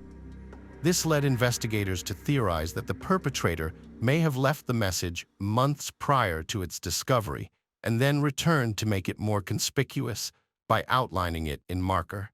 Police decided to release photos of the cryptic message, hoping someone would recognize the handwriting, but unfortunately, it didn't yield any breakthroughs. Just a few months later, the residents of Wayne were left reeling by the shocking news that police had discovered the body of a 7-year-old girl in another part of the city. She had been sexually assaulted, and the cause of death was asphyxiation. Given the eerie parallels to April's case, police instinctively suspected that the same perpetrator was behind this heinous crime. However, FBI profilers disagreed, convinced that they were dealing with two separate offenders. Despite their efforts, no progress was made in either case until 1995, when police finally linked the second victim's murder to a family friend who had since passed away. As a result, the case was closed, and investigators ceased to consider it related to April's murder. Detectives waited for the perpetrator to make contact again, as his initial message suggested he reveled in mocking the police and flaunting his apparent impunity. However, as the years went by, no new messages surfaced. The case remained stagnant until 2004, when it took a dramatic turn. A Fort Wayne girl discovered a plastic zip bag in her bike basket containing a chilling note that left her shaken. She promptly showed it to her parents, who alerted the authorities. The note read, "Hello dear, I've been watching you. I'm the one who kidnapped, assaulted, and killed April Tensley. I have a gift for you. You'll be my next victim if you don't report this to the police, and I don't see this note in tomorrow's local news. I'll destroy your home, killing everyone but you. You'll be mine." The police had no doubt that the note's author was indeed April's killer. Inside the bag with the note was a used condom sent to the laboratory for analysis. By 2004, DNA profiling had become a routine tool, and experts had already extracted a profile from the semen found on April's body. Now the analysis revealed that the biological sample from the condom matched the same individual, but he was not in the FBI database. The police reopened April's case and soon received a report of a second note. Another girl had found a plastic bag containing a similar message, including a used condom with the same man's DNA. The perpetrator had written that he had killed April Tinsley and threatened to kill this girl as well. In the following months, the police received 2 more calls about similar notes found by other girls. This time, the perpetrator had attached Polaroid photos of his genitalia, which investigators examined for clues. Although all they noticed was a green pattern on the bedsheet in the background, they tried to locate stores selling similar bedding, but it didn't lead to a breakthrough. Within just a few months, the perpetrator had left a total of 4 notes, but then fell silent for years. Once again, in 2009, the FBI released a detailed profile of the killer, including witness-identified physical characteristics, but unfortunately, it yielded no leads. For Fort Wayne investigators, this case remained a top priority for several compelling reasons. Firstly, and most importantly, they were driven to achieve justice and bring the perpetrator who took April's life to account. The killer's audacity was further demonstrated by his taunting messages to the police, which suggested he believed he would never be caught, and his threats against other girls. In a brazen move, he left behind his DNA for detectives to find, providing them with numerous biological samples. However, despite the wealth of evidence, April's killer remained absent from the FBI's database over the years, indicating he had avoided serious criminal convictions and continued to live freely. In 2012, a popular television program about unsolved crimes featured April's case, generating a fresh wave of tips, but each one ultimately led to a dead end. In 2015, detectives reopened the investigation and turned to Parabon, a company that provided law enforcement agencies with a novel service, creating portraits of individuals based on their DNA samples. This innovative approach had already successfully solved several cases. Investigators shared the portrait of the suspect in April's case online and with the media, hoping someone would recognize the person. However, luck was not on their side, and they didn't receive any valuable leads, but the police remained determined. Years later, in 2018, they contacted Parabon again, this time to explore genetic genealogy, a pioneering approach. This method involves experts taking a DNA sample and scouring publicly available genetic databases for any relatives of the DNA owner, no matter how distant. They typically find thousands of people, then study their family trees to identify someone who matches the perpetrator's criteria, such as gender, age, location at the time of the crime, and more. The unique aspect of this method is that the DNA owner doesn't need to be in a database. They can be identified solely through a long chain of relatives. Detectives working on April's case sent the killer's DNA sample to Parabon once again, waiting patiently for the results. The process of tracing relatives and studying their family trees was a lengthy one, requiring experts to sift through vast amounts of data over several months. Eventually, they informed the detectives that they had traced the DNA lineage to two brothers living in Fort Wayne. Now, the police had to determine which of the brothers was the killer. They placed both men under surveillance, collecting their trash in the hopes of extracting DNA samples. It wasn't long before the experts called the detectives with the long-awaited news. 30 years after the murder, they had found a perfect match. The DNA taken from the victim's body and the condoms matched the DNA of one of the brothers, 59-year-old John Miller, who lived in the small town of Grail, not far from where April's body was found. At the time of the murder, he was 29 years old and resided in the same trailer. The police decided to obtain a direct DNA sample from Miller and interrogate him. When they arrived at his trailer and asked him to accompany them to the station, he astutely guessed they were there about April Tinsley. On the way to the station, Miller engaged in small talk, appearing remarkably relaxed. At the interrogation, Miller neither denied nor contested the allegations and confessed to abducting, sexually assaulting, and murdering April. He claimed to have deliberately targeted Fort Wayne, spotting April on a deserted street and telling her to get into his car, to which she silently acquiesced. He then took her to his trailer, where he assaulted and killed her before dumping her body. Miller's lawyer advised him to plead not guilty to protract the legal process. However, he was offered a deal. In exchange for admitting guilt, the death penalty would be commuted to an 80-year prison sentence. Miller accepted the deal, admitted his guilt, and received the 80-year sentence. April's mother was disappointed that Miller escaped the death penalty, but given his advanced age, it is unlikely he will ever be released. April's father, on the other hand, thanked the investigators for their tireless efforts in finding his daughter's killer. The detectives believe Miller had a motive for wanting to be caught. He deliberately courted attention, taking risks such as leaving DNA samples at the crime scene. They suspect he was either prepared to be found out or actively sought it. Hello friends, welcome to our channel. Today we're going to take a look at another horrible case with you, the case of Canny Ong. Canny Ong Lay Kian was born in Malaysia on July 18, 1974, to a close-knit family with one older sister. She shared a particularly strong bond with her parents. In 1995, she moved to the USA to pursue higher education and a career in information technology. It was there that she met Brandon, a U.S. citizen of Singaporean Chinese descent, whose parents had emigrated over 20 years prior.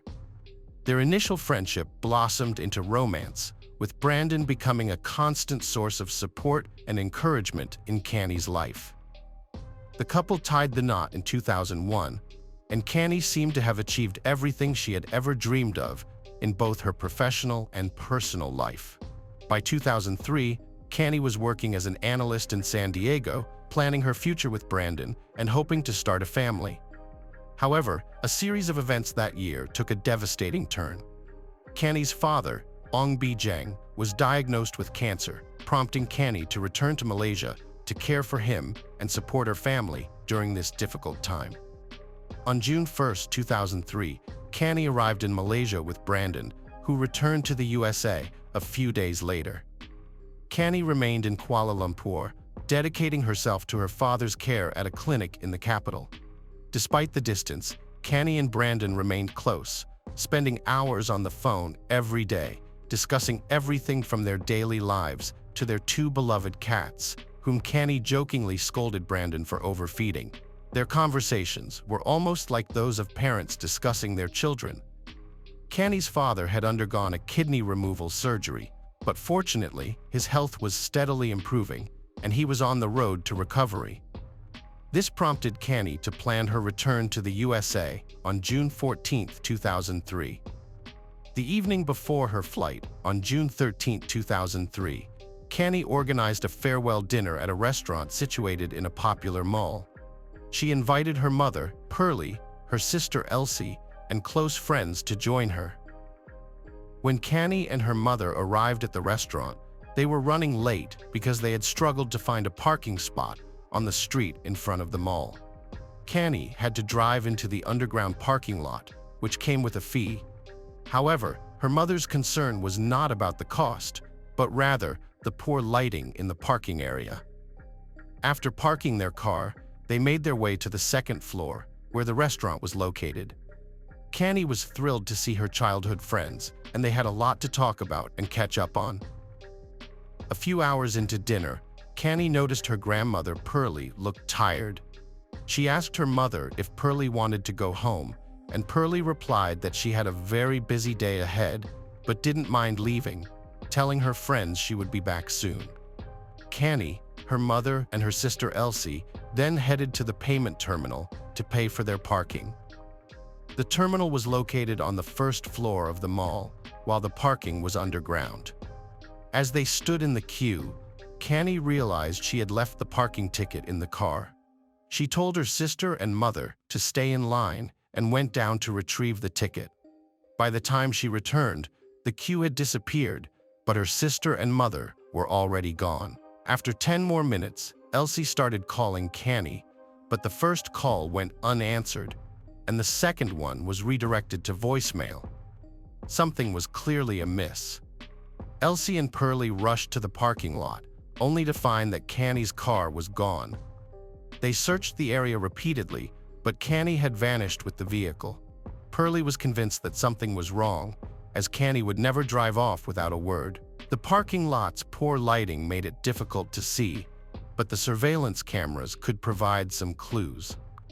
Initially, the mall security was hesitant to share the footage with Canny's family, but they eventually relented after her mother's desperate pleas. Around midnight, Pearlie and Elsie watched the footage, which left them stunned and confirmed their worst fears. The footage showed Canny's car speeding out of the underground parking lot with someone else behind the wheel. Although the quality was poor, it was clear that the driver was likely a man, and Canny sat beside him in the passenger seat, pressed against the door, trying to keep herself as far away from him as possible. After watching the footage, Pearlie rushed to a police station and filed a report on her daughter's disappearance and suspected kidnapping. The police launched an investigation, and Canny's family and friends frantically searched for her in Kuala Lumpur, scanning the area for her distinctive purple proton tiara. As the search continued, Brandon, Canny's husband, grew increasingly concerned. He repeatedly tried calling his wife's number, but couldn't get through. He then phoned her mother, who broke the disturbing news to him. Brandon was devastated by Canny's disappearance, and Pearlie could hear his sobs over the phone. As dawn broke, Canny's friends and relatives reluctantly ended their search, feeling defeated and hopeless. The police were disseminating information about Canny's disappearance and conducting their own investigation, but so far, there were no promising leads. The footage from the mall's parking lot where Canny was last seen did not provide any leads on the identity of the driver. It had been more than 72 hours since Canny's family and friends had last seen her, and it was clear to the authorities that if she had indeed been kidnapped, it was not for financial gain. If money was the motive, the kidnapper would have already contacted them demanding a ransom. The lack of progress in the case was ominous. That same day, the police made a disturbing discovery. Canny's car was found abandoned on a city street. The front right tire was in a terrible state, indicating that it had been driven while flat for some time, eventually shredding it. In the back of the car, on the passenger seat, there was a large red stain. Forensic experts collected evidence from the car, including scrapings from the back seat and fingerprints from the steering wheel and other areas. The vehicle held a lot of clues, which will be examined in more detail later. Canny's family and friends held on to hope, praying for her safe return. But their hopes were devastatingly crushed the next day, after the car was found. On June 17th, a road worker noticed a strong, foul smell emanating from a nearby manhole along a highway. Upon lifting the lid, he was met with the horrific sight of a body being burned using 2 car tires and sticks. A team of top forensic experts from the Royal Malaysian Police rushed to the scene. The body was concealed under 2 car tires filled with concrete, which were originally used as road sign stands. Whoever hid it there had attempted to make identification more difficult. Although the family's worst fears seemed confirmed, Canny's mother, Pearlie, refused to accept her daughter's death until officially confirmed.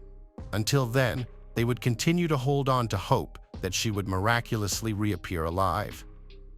The family went to the morgue, but the doctor told them they still couldn't confirm the body was Canny's.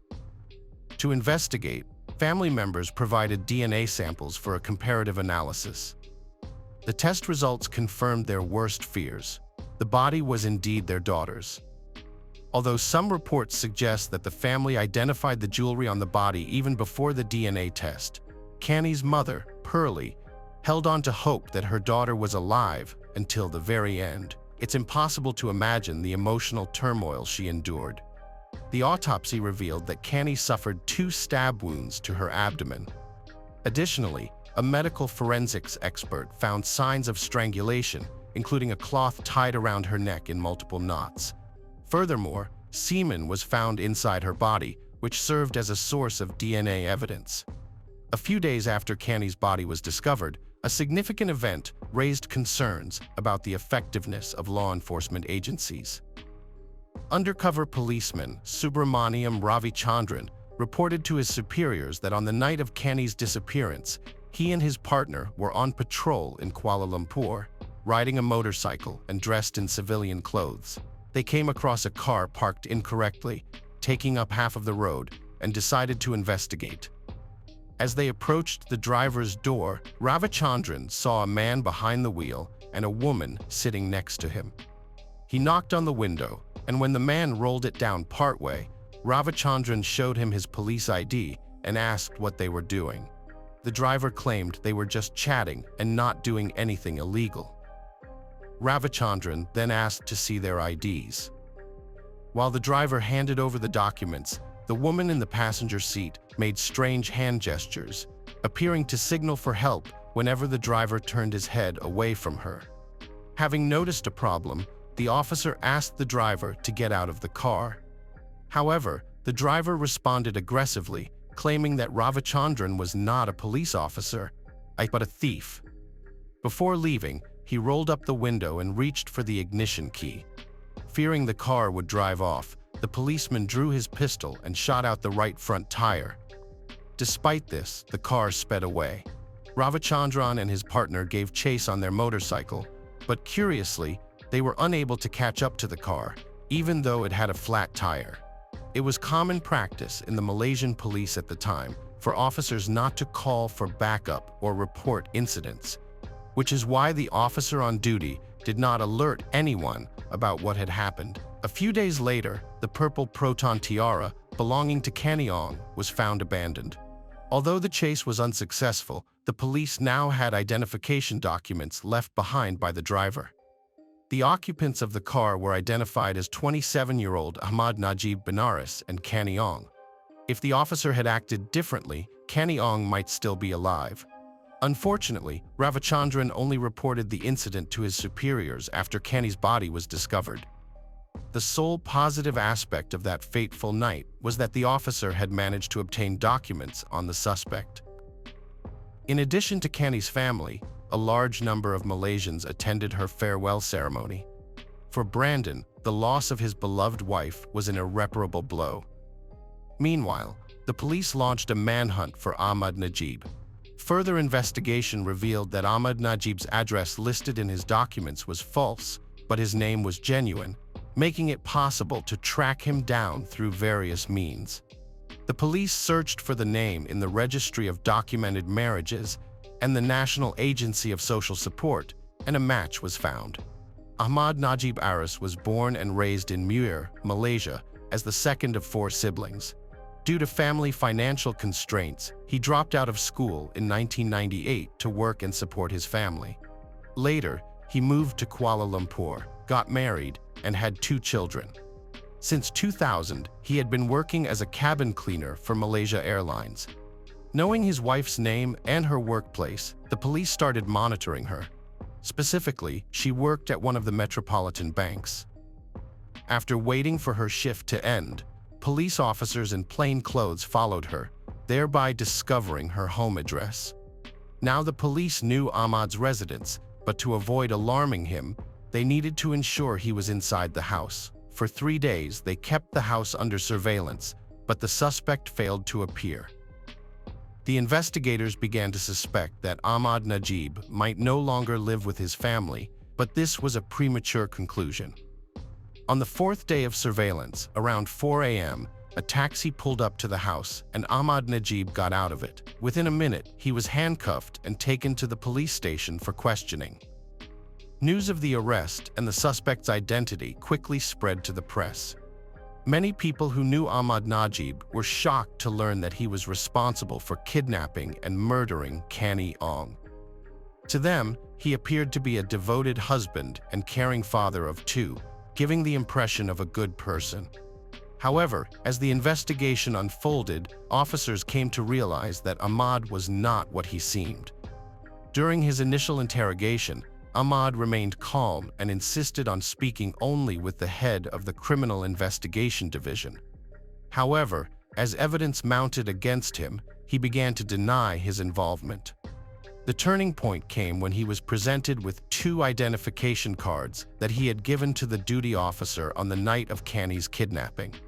Furthermore, the police found bloodstains on his jacket and jeans, which they claimed would likely match Kani's DNA. It was only when Ahmad realized that the officers had irrefutable proof that he finally confessed to kidnapping and murdering Kani Ong.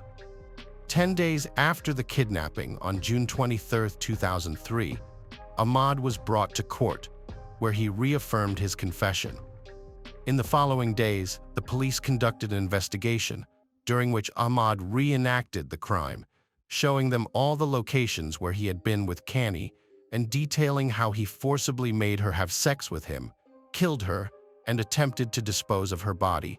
The police found corroborating evidence at the underground parking lot where the crime began.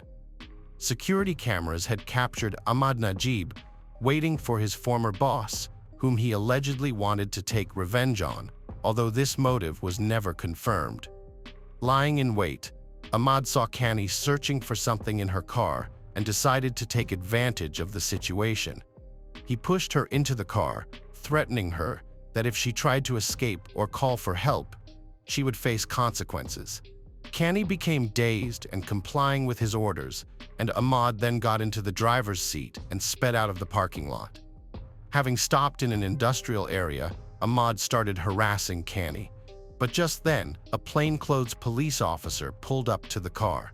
According to Ahmad, he managed to escape the pursuit, and although the officer had his documents, he didn't let Kani go. Later, Ahmad stopped his car on the street to replace a flat tire, which had been punctured by a bullet.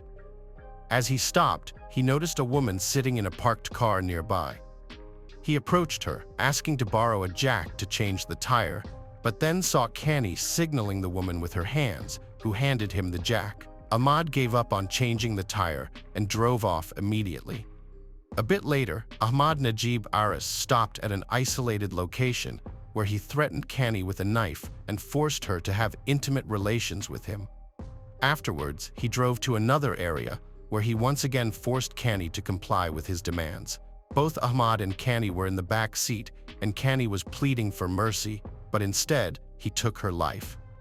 He then hid her body in a manhole near a highway, drove the car to another location, and abandoned it.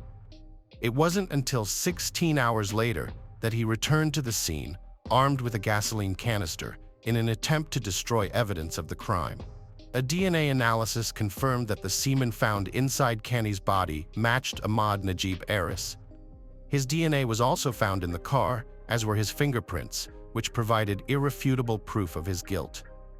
The analysis also revealed that the blood found on his jacket and jeans belonged to Cani.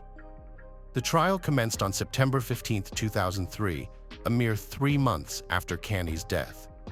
This case became one of the most contentious in Malaysia, garnering significant attention from the media and the public. This high-profile trial drew in not only ordinary Malaysians and journalists, but also individuals seeking to capitalize on the situation, including a surplus of attorneys representing Ahmad. Although Ahmad confessed to his crimes during the investigation, and there was substantial evidence, including DNA evidence, he didn't plead guilty at his first trial.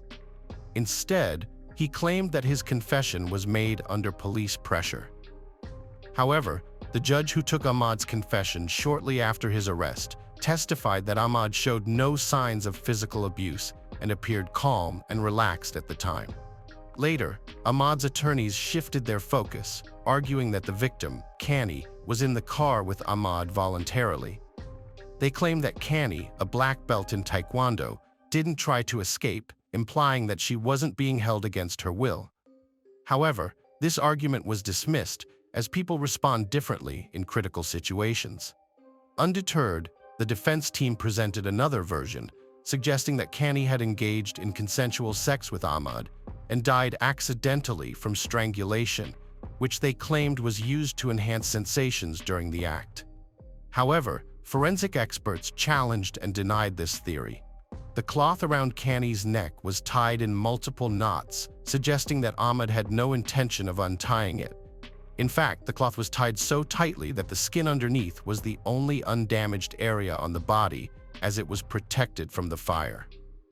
Moreover, the cloth was specifically designed for wiping airplane windows, and given that the defendant worked as a cabin cleaner, this connection further implicated him in the crime. At this point, Ahmad's lawyers were out of options and advised him to remain silent and not testify. Many people wondered why Cani didn't escape from the car when she had at least 2 opportunities to do so. Unfortunately, we will never know the answer, as it's possible that she was paralyzed with fear and unable to flee. On February 23, 2005, Ahmad Najib Aris was convicted on all charges related to the crime against Cani's sexual integrity. The judge concluded that the evidence pointed to Ahmad as the sole perpetrator. Ahmad was sentenced to 20 years in prison and 10 strokes of the cane, the highest penalty allowed under Malaysian law. Additionally, he was sentenced to death for taking Cani's life. In Malaysia, the method of execution differs significantly from that in the USA, where lethal injection is used. In Malaysia, a more cost-effective method is employed, involving ropes instead of expensive drugs. Ahmad's legal team made 2 unsuccessful attempts to appeal the sentence. In 2010, Ahmad wrote to the head of state requesting that his death sentence be commuted to life imprisonment. Although he reiterated his claim of innocence in the letter, his request for clemency was denied. On September 23, 2016, more than 13 years after Cani's death, the 40-year-old Ahmad Najib was put to death, carrying out his sentence. Hello friends, welcome to our channel. Today we're going to take a look at another horrible case with you, the case of Jessica Paget. Jessica Paget was born on December 15, 1980, and spent her entire life in Pennsylvania. As a child, she was energetic and cheerful. Her parents, Thomas and Danelle, got divorced when she was still young. Her mother remarried soon after, and Jessica came to regard her stepfather as a second parent. After graduating high school in 1998, Jessica pursued higher education in preschool education. It was during this time that she met Michael Padette, and the two started dating and eventually living together. Over the course of their 8-year relationship, they had 2 children together. The couple finally tied the knot in August 2014, and some sources suggest that Michael also had a child from a previous relationship. Michael proved to be a loving father and husband, but like any family, they faced their share of challenges. Jessica was generally happy in her marriage to Michael, but tragedy struck just 4 months after their wedding, when she mysteriously disappeared. During a 2-year period, Jessica worked at a kindergarten in Northampton, a job she loved because she was great with children and could easily connect with them. The feeling was mutual, as the kids adored Jessica and looked forward to spending time with her. On November 21, 2014, Jessica took her older kids to school and then headed to work with her younger son, who attended the same kindergarten where she was employed. It seemed like a typical day, with no indication of any problems. At lunchtime, Jessica asked the administrator if she could take a short break to send a fax from her mother and stepfather's house, which was located in a rural area near Northampton. The administrator granted her request. Jessica drove to her mother's house, leaving her son at the kindergarten. She promised to return within 30 minutes. However, an hour passed, and Jessica failed to return. Her colleagues grew concerned and started calling her, but she didn't answer. An hour later, the kindergarten administrator contacted Jessica's husband, Michael, to ask if he knew where she might be, as she had left work but never returned. Michael said he was at work and had no idea where his wife was. He promised to try to contact her himself. Michael immediately started calling Jessica, but all his calls went straight to voicemail. This was unusual, as Jessica always answered calls from her family. Michael decided to contact his mother-in-law, Danelle Bittner, who was in Florida, to ask if Jessica had reached out to her. Danelle had not heard from Jessica that day and was worried, knowing it was out of character for her daughter to ignore calls. Danelle advised Michael to call her husband, Greg, Jessica's stepfather, to ask if he had any information. However, as it turned out, Greg had not seen or spoken to Jessica that day. 2 hours after Michael reported his wife Jessica missing, police tracked her phone signal, which indicated it was approximately 1 mile from the kindergarten where she worked. Although the data wasn't entirely accurate due to inherent location errors, it gave police a general area to search. By the time they started their search, it was already dark outside. They soon found a white Subaru Outback in one of the parking lots, Jessica's car. The car was unlocked and empty, with Jessica's purse containing documents and bank cards on the seats. The keys were still in the ignition, and her phone lay nearby on the passenger seat. Initially, there were no signs of a crime or struggle in the car. However, the police were left with some pressing questions. Where was Jessica, and what had caused her to abandon her car and valuables so close to her workplace? The police required CCTV footage to clarify the events surrounding Jessica's disappearance. A camera on the back wall of a store across the street from where Jessica's car was found captured the scene. The police requested the store manager to provide them with the recordings. Upon reviewing the footage, they saw Jessica driving into the parking lot at around 1 p.m., exiting her car and standing by the driver's door for a period. Subsequently, she walked away and did not return. The investigators were perplexed by Jessica's decision to leave behind her documents, phone, and keys. Did she voluntarily go into hiding? The footage showed Jessica walking between 2 buildings towards another parking lot, but her disappearance remained unexplained due to the lack of cameras in that area.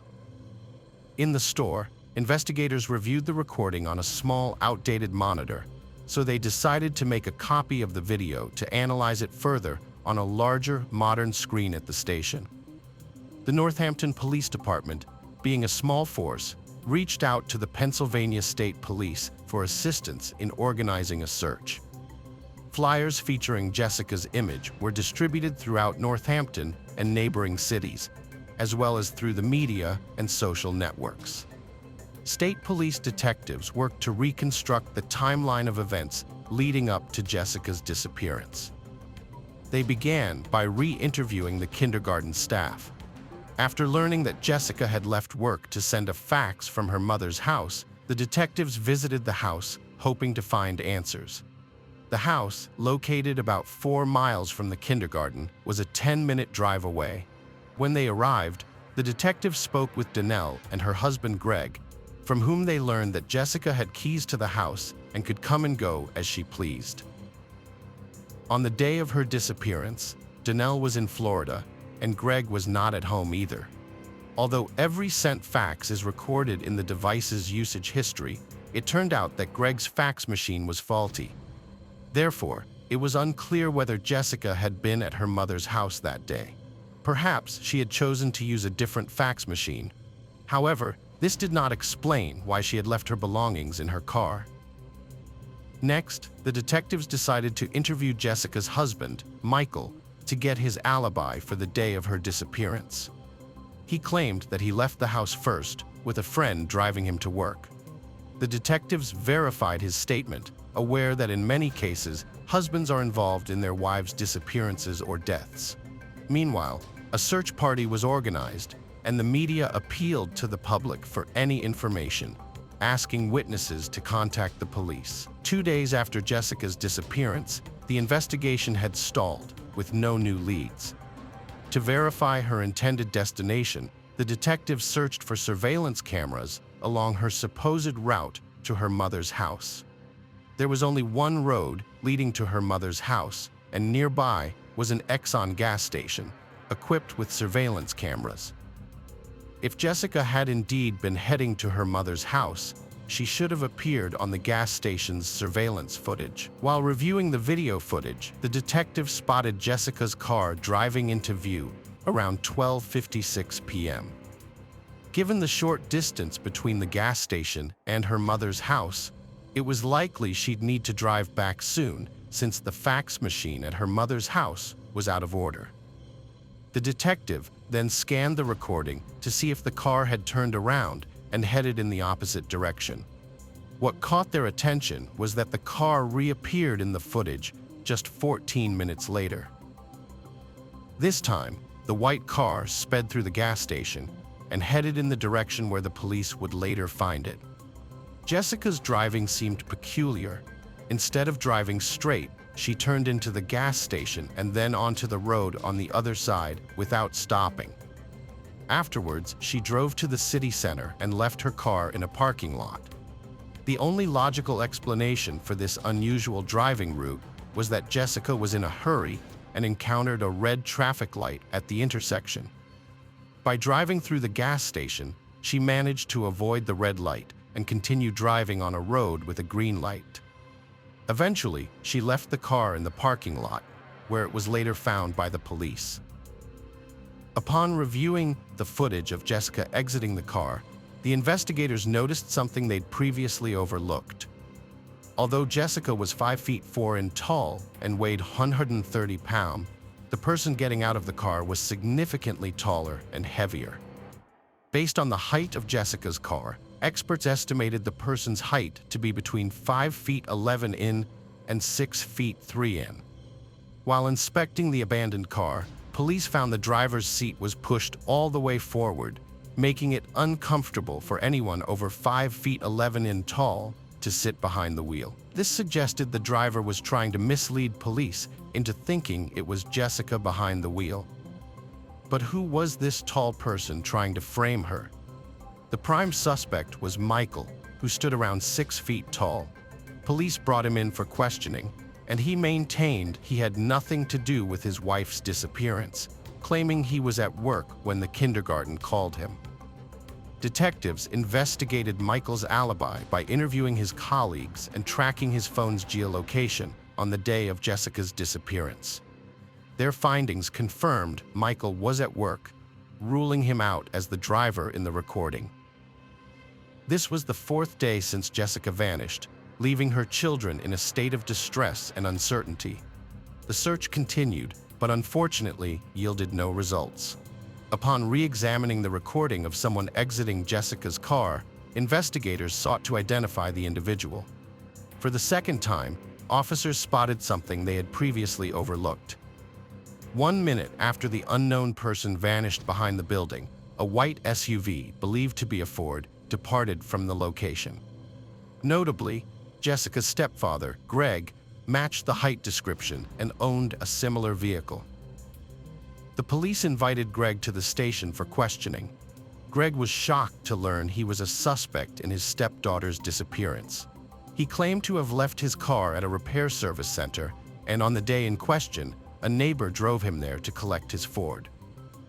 Afterwards, he visited the Exxon gas station to grab a bite to eat, coincidentally the same station that provided the CCTV footage to the police. However, Greg was unaware of this. After re-examining the recording, investigators observed him driving past the Exxon gas station 2 minutes after leaving the parking lot, indicating he didn't stop there for lunch as claimed. In fact, the evidence revealed that Greg had lied. But could the man Jessica referred to as her father have played a role in her disappearance? Following an interview with the man's neighbor, detectives discovered that Jessica did not drive him to the car service, as alleged.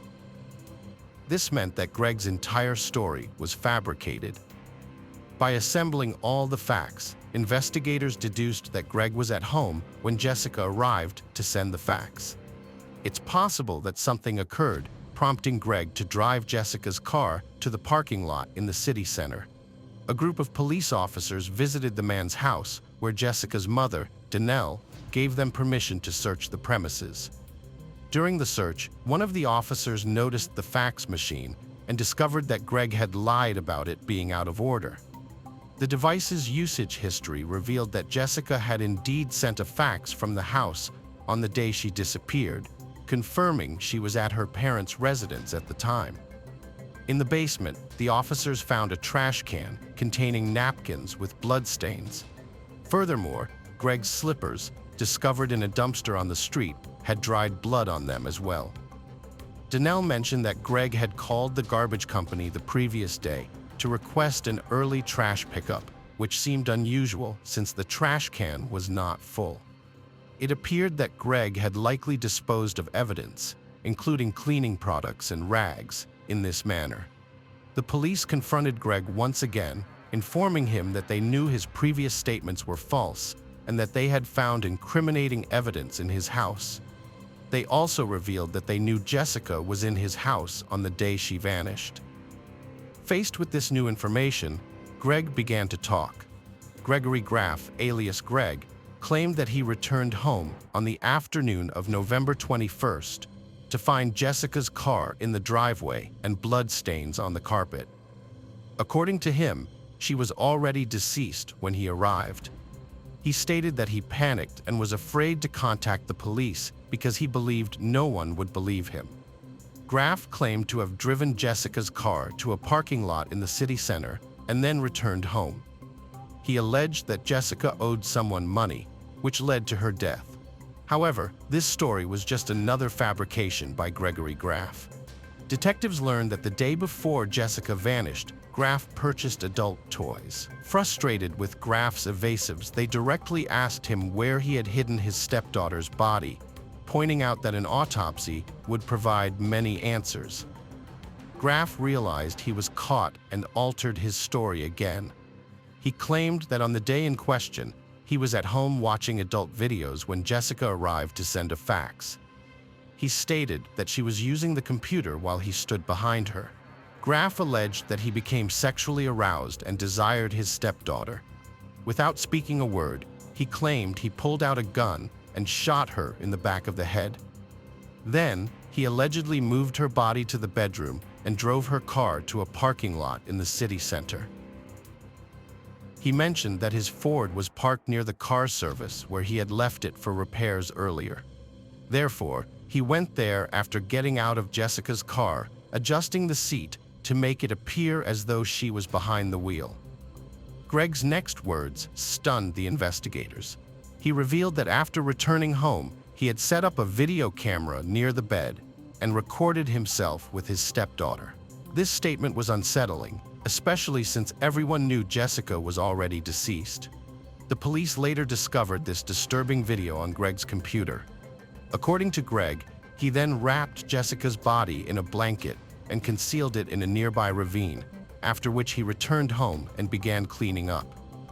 He also mentioned his family and parents, but never expressed remorse for Jessica's death.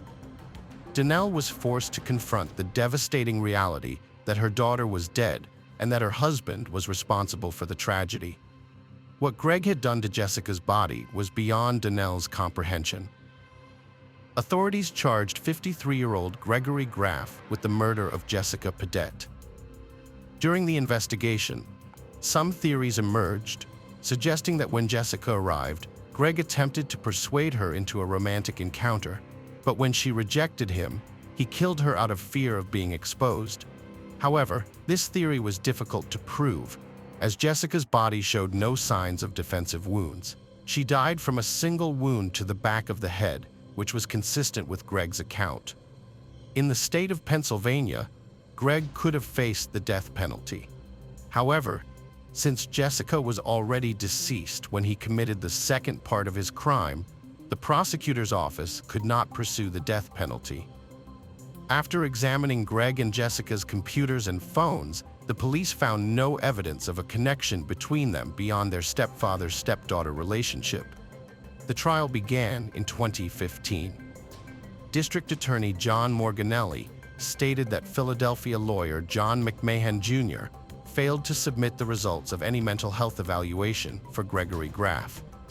McMahon claimed he had Graff evaluated for a possible insanity defense, but the evaluation showed no signs of diminished mental capacity, so he did not use it in the trial. At one of the court sessions, the jury had to watch a 6-minute video of Greg's heinous crimes. He used adult toys that he had bought the day before. The jury didn't want to watch the video, but the judge said they were obligated to do so before reaching a decision. Graff's lawyer tried to prove it wasn't a planned crime and that his client committed a crime of the third degree, not the first. Therefore, Northampton County District Attorney John Morganelli made the difficult decision to show the jury a 6-minute video recording filmed by Graff. After sentencing, the judge suggested that the jury consider seeking counseling from a psychologist to help them cope with the trial's emotional impact. Following the verdict, Jessica Pedette's husband, Michael, spoke about the struggle of moving forward without his wife, the only woman he ever loved, and the challenges of raising their 3 children without her. "She was the kindest person you'd ever meet," he told reporters, still grieving her loss. Donnell Bittner filed for divorce from Gregory Graff, but the process was complicated and required a court hearing. During the proceeding, 55-year-old Gregory Graff, who appeared via video feed from his Pennsylvania prison cell, refused to sign documents that would grant him 25% of the shared assets with Donnell Bittner. Hello friends, welcome to our channel. Today we're going to take a look at another horrible case with you, the case of Kimberly Antonakos. The case that happened in 1995 in New York is about sacrifice and openness to the world, which became fatal for 21-year-old Kimberly Antonakos. The heroine of today's story is a beautiful girl with a good heart who could not have imagined, even in a terrible dream, what horror life had prepared for her. Her father, Thomas Antonakos, a successful businessman, learned of his daughter's disappearance from her co-workers. When Kimberly failed to show up for work, they contacted him, as her punctuality and good standing made her absence a bad sign. The worried father couldn't reach her, as she always answered her rare, expensive cell phone he had gifted her, so he contacted her friends, who had not seen her since the early morning hours of March 1st. Thomas did not wait and went to the police after learning Kimberly was missing. Officials advised waiting 24 hours as she may have stayed with someone. Unsatisfied, Thomas conducted his own investigation. A psychic, approached by the mother, claimed Kimberly was alive but weak, kidnapped by acquaintances she tried to escape. The psychic also said deadly danger came from several people, one whose name began with J. Kimberly was born in 1974 in New York, USA. She was the only child in the family. Although the girl grew up in a loving and affluent environment, she was not spoiled. Her parents came from humble backgrounds. Nevertheless, her father, Thomas, managed to achieve considerable success. He created his own company that was engaged in computers and earned funds which he was happy to spend on his beloved daughter and her wishes. When Kim was a little girl, the Antonakos couple got divorced. The child was left to live with her mother. However, this did not weaken the connection between Kimberly and Thomas. He took her on weekends and spent all his free time with her. When Kimberly's mother found a new partner and decided to move to Florida, the girl faced a choice to stay with her mother or with her father. Since she did not want to move and felt as wonderful with her dad as with her mom, the young lady preferred to live in familiar conditions, so Kim began living with her father, with whom she was very close. She grew up to be a well-mannered and sociable child. In 1994, the girl became a student at the College of Staten Island. Soon after, she informed her father that she felt old enough to live independently. Undoubtedly, Mr. Antonakos was concerned about her decision, but he respected it and decided not to oppose it.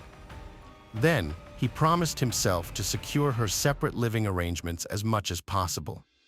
Therefore, Thomas purchased a nice apartment for his daughter in an affluent area of the city. He even equipped her dwelling with an alarm system. To ensure she didn't have to park far from home, the man bought a space in the garage across the street. To keep her in constant communication, he provided her with a cell phone and a pager. Kimberly performed well academically and also worked part-time. She declined her father's offer to carry on the family business because she wanted to forge her own path. Kimberly secured a part-time job as an accountant at a thriving firm. During this period, she led a typical student lifestyle, frequently socializing and attending social gatherings. Her father persistently urged her to return, but she steadfastly refused, motivated by her aspiration for independence. In early 1995, Kimberly sheltered her friend Liz Pace and her family in her home as their apartment was being renovated. Out of the kindness of her heart, Kimberly offered her spacious lodging. They had fun, cooking together, and spending evenings together. On one such day, Kimberly and her friend decided to go to a party. They got ready, and Kimberly drove them home in her white 1994 Honda Accord. However, she did not go up to the apartment, citing unfinished business. The girls embraced and never saw each other again. The first place Mr. Antonakos went to after the police was the parking lot next to his daughter's house. However, the car was missing from the garage. Near the wall on the floor, the man noticed a shiny object, which turned out to be a small gold earring. The father remembered that he had given his daughter similar ones, and just in case, he took them with him. Kimberly wasn't in the apartment either. He only came across guests, a friend, her boyfriend Joshua Torres, and their joint 2-year-old child. Thomas was aware of the decision, but did not favor it. The tenants were also surprised by the absence of the hostess and worried about her. Joshua reported that he was searching for Kimberly and offered to assist. Later, Thomas returned to the police station. He stated that his daughter had been in an accident, but the officers remained firm in their stance. The distressed father decided to communicate once more with Liz, who was the last person to have seen Kim. The man presented the discovered jewelry, and the girl confirmed that she had seen those earrings on Kim the night of the disappearance. Next, Mr. Antonakos visited the places where his daughter often went. There, he talked to many people but did not find anything important. Joshua, in turn, offered to look not only for Kimberly but also for the car, which was very conspicuous. Then, Thomas went to the police for the third time. This time, he was determined, informing the law enforcement officers that he would not go anywhere until they went on a search. One of the detectives responded to the appeal of the agitated father. Despite the procedure, he said he would take up the investigation. The first thing he did was to reconstruct the events of February 28th. Miss Antonakos went to college in the morning, then to work afterward. After working a few hours, she came home where, together with friends, she had dinner and then attended a party with Liz around 4 a.m. The girls arrived home after that. Kim then went to the parking lot, but what urgent business she had at such an early time was not possible to find out. The apartment and garage of Kimberly were searched, but no evidence or traces of a struggle were found. No foreign fingerprints were discovered, suggesting that someone made an effort to clean the scene or the intruder wore gloves. The car and driver seemed to have disappeared without a trace. The only concern was the earring that was found.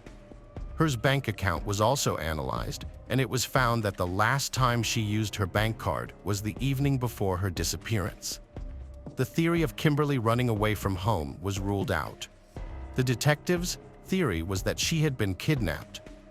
At this point, other police officers joined the investigation. Due to the lack of other solid leads, law enforcement unofficially adhered to the information Mrs. Antonakos received from the psychic.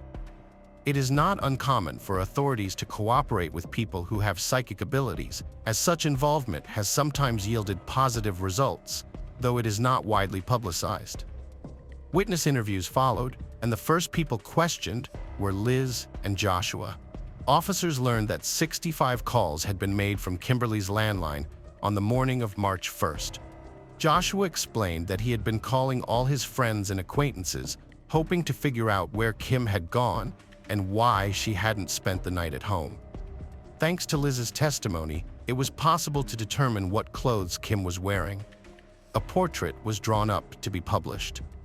Distinctive features on the girl's body were her tattoos, one in the form of a scorpion, her zodiac sign, and another on her waist, representing an infinity sign in the form of two naked people in parallel. There was a search for the missing car, checking all the scrap metal collection points and other places where the vehicle could be to be disassembled for parts or sale, but with no positive result. A check of the girl's cell phone was also unsuccessful. Police officers told Thomas he should have paid attention to the letters and phone calls he was receiving, as his daughter's kidnappers could have contacted him and offered a ransom. However, the Antonakos family remained in limbo until March 4th. Around 2 a.m. on March 4th, emergency services received a report of a fire. A large abandoned house at 86 Woodhaven Avenue in Queens was burning. When the fire was finally extinguished, a charred body was found in the basement. Forensic experts determined the deceased was a woman aged 20 to 25, with traces of tape on her head and her legs bound, her hands tied behind her back. She had been alive during the fire, as evidenced by her smoke-filled lungs. She had been burned alive. Detectives hypothesized that the body belonged to the missing Kimberly, but dental records were needed for full identification. The ashes were inspected, and the smell of gasoline was detected, indicating the house had been deliberately set on fire to destroy evidence of a serious crime. Examining the charred corpse, the specialists found tattoos matching the description of the missing woman. Dental records confirmed the body was that of Kimberly Antonakos. Investigators decided to question Joshua again, as there was something they didn't write about the guy. By a strange coincidence, his name also began with the letter J. This time, Joshua talked about a guy he hadn't reached the day Kimberly disappeared. It was a young man nicknamed Psycho, a Russian national who had once dated Kimberly. Detectives decided to verify the information.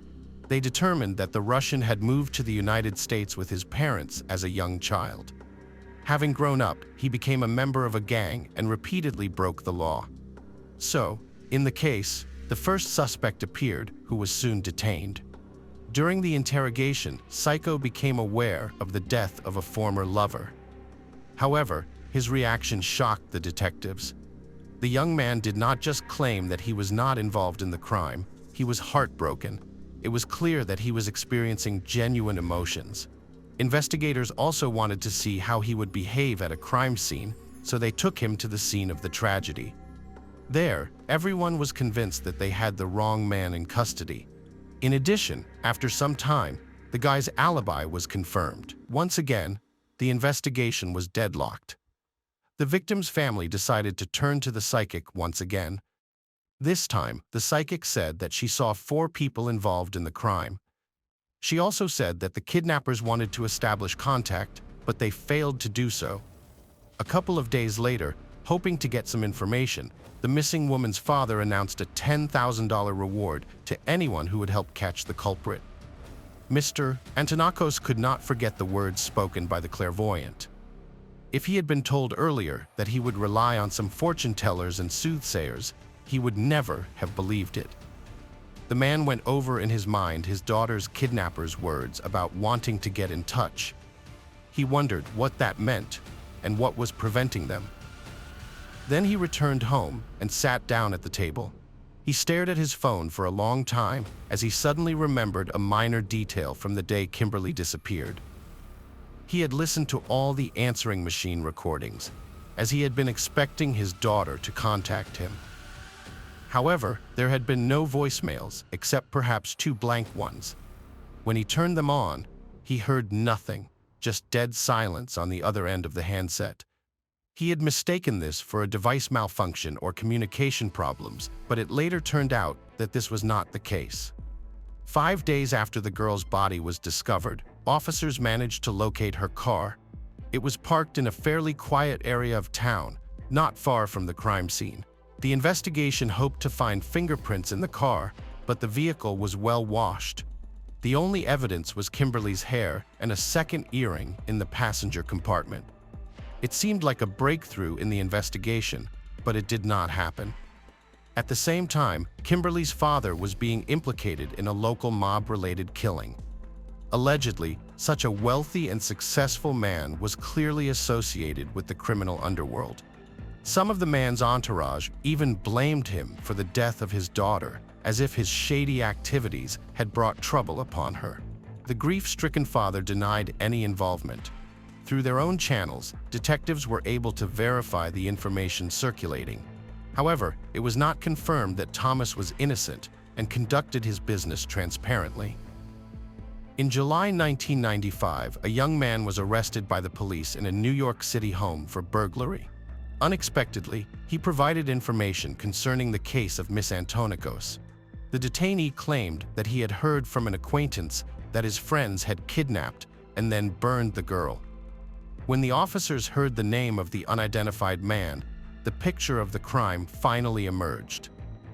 It was none other than Joshua Torres, the same guy who lived in Kimberly's apartment and helped in the search for her. Detectives decided to take a closer look at him. Joshua was called back in for questioning. He denied any involvement in the crime. However, during a long conversation, he gave himself away. Joshua said that if he had been the kidnapper, he would have fed Kim. Detectives latched onto that line because there was no coverage of the victim dying of hunger, thirst, or cold. No one outside the investigation knew that, not even her father. However, they needed more evidence, and it didn't take them long. Officers looked into the identity of the new suspect. It was found that the person had a criminal record and was repeatedly arrested. In addition, he did not work anywhere and lived at the expense of his roommate Liz while the girl worked. The calls Joshua made that morning were analyzed, and it became obvious that he was lying when he said he was calling Kimberly's contacts. Most of the numbers belonged to random people with no connection to Kimberly. After examining his pager data, it was discovered that the person had sent some strange messages on March 1st. The investigation was gradually closing in on Joshua. He had been under suspicion by the detectives for a long time, and they finally obtained solid leads to apprehend him. They admitted to him that they no longer considered Kimberly's ex-boyfriend a suspect, and once again, they pressed the case intelligently. That's when Joshua said he suspected his friends of murdering Kimberly. He pleaded guilty to being an accessory to kidnapping, but he claimed that he did not think his accomplices would eventually decide to eliminate her. According to him, they just wanted to get the ransom and then release the victim, but the plan didn't work. The kidnappers were puzzled by Mr. Antonakos' lack of response to their calls. They had contacted Kimberly's father, and even recorded a ransom message, but the recording was not saved on the answering machine for some unknown reason. Angered by the father's inaction, the kidnappers decided to wait and see how the case would unfold. They were not only unnerved by the media attention, but also by the clairvoyant's claim that the suspect's name began with the letter J. This detail had been published in the media and also mentioned on TV, citing an additional unofficial source of information. It's a vicious circle. One action spawned another. After speaking with the police, Joshua was released on bail and then disappeared. At the same time, his accomplice Jose was shot in the back of the head while walking with his wife. His wife later admitted to investigators that her husband did not trust Joshua, used a tape recorder when talking to him, and wanted to expose him. She claimed he felt guilty about kidnapping Kimberly, but he didn't set the house on fire and soon wanted to confess everything to the police, as he had confessed to her. Thanks to the pager messages and the suspect's statements, investigators were able to establish the details of the kidnapping and the crime. They found that 4 men were involved: Joshua Torres, Julio Negron, Jose Negron, Julio's namesake, and Nicholas Brett, nicknamed Jay. Notably, Julio had dated Kimberly for a while and even wanted to marry her, but she rejected his proposal. The young people were connected by the fact that they were friends and had a criminal history. However, their previous criminal activities did not compare to what the men did to Kimberly. Nicholas had been released on bail shortly before the kidnapping, thanks to his mother, who got him off with a small fine for a crime that could have sentenced him to more than a year in prison. As for Joshua, at a young age, he was involved in cases of child abduction, violence against a minor, and illegal carrying of weapons. However, he too was limited to a light sentence for the acts committed. The initiator of the crime was undoubtedly him. It was Joshua who coordinated the group's actions. After Kimberly returned from the party, the men grabbed her in the parking lot. Apparently, they had been following her and waiting for the perfect moment to leave her alone. A gun was used for intimidation.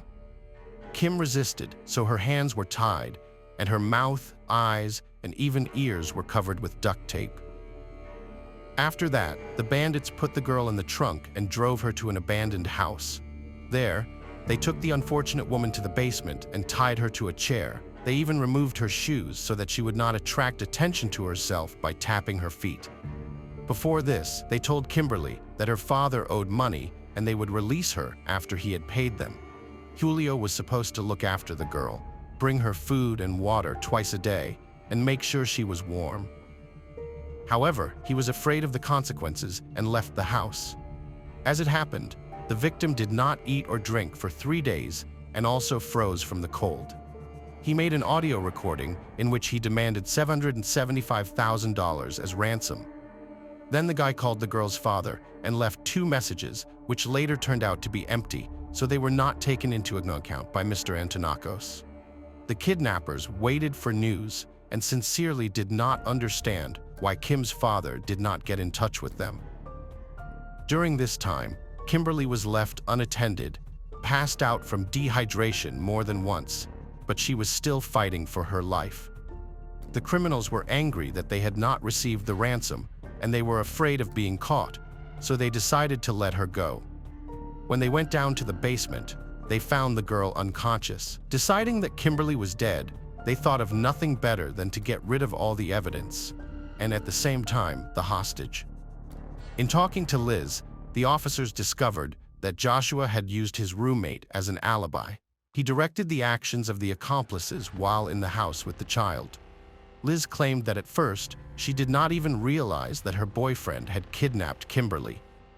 Later, at trial, Liz testified against him.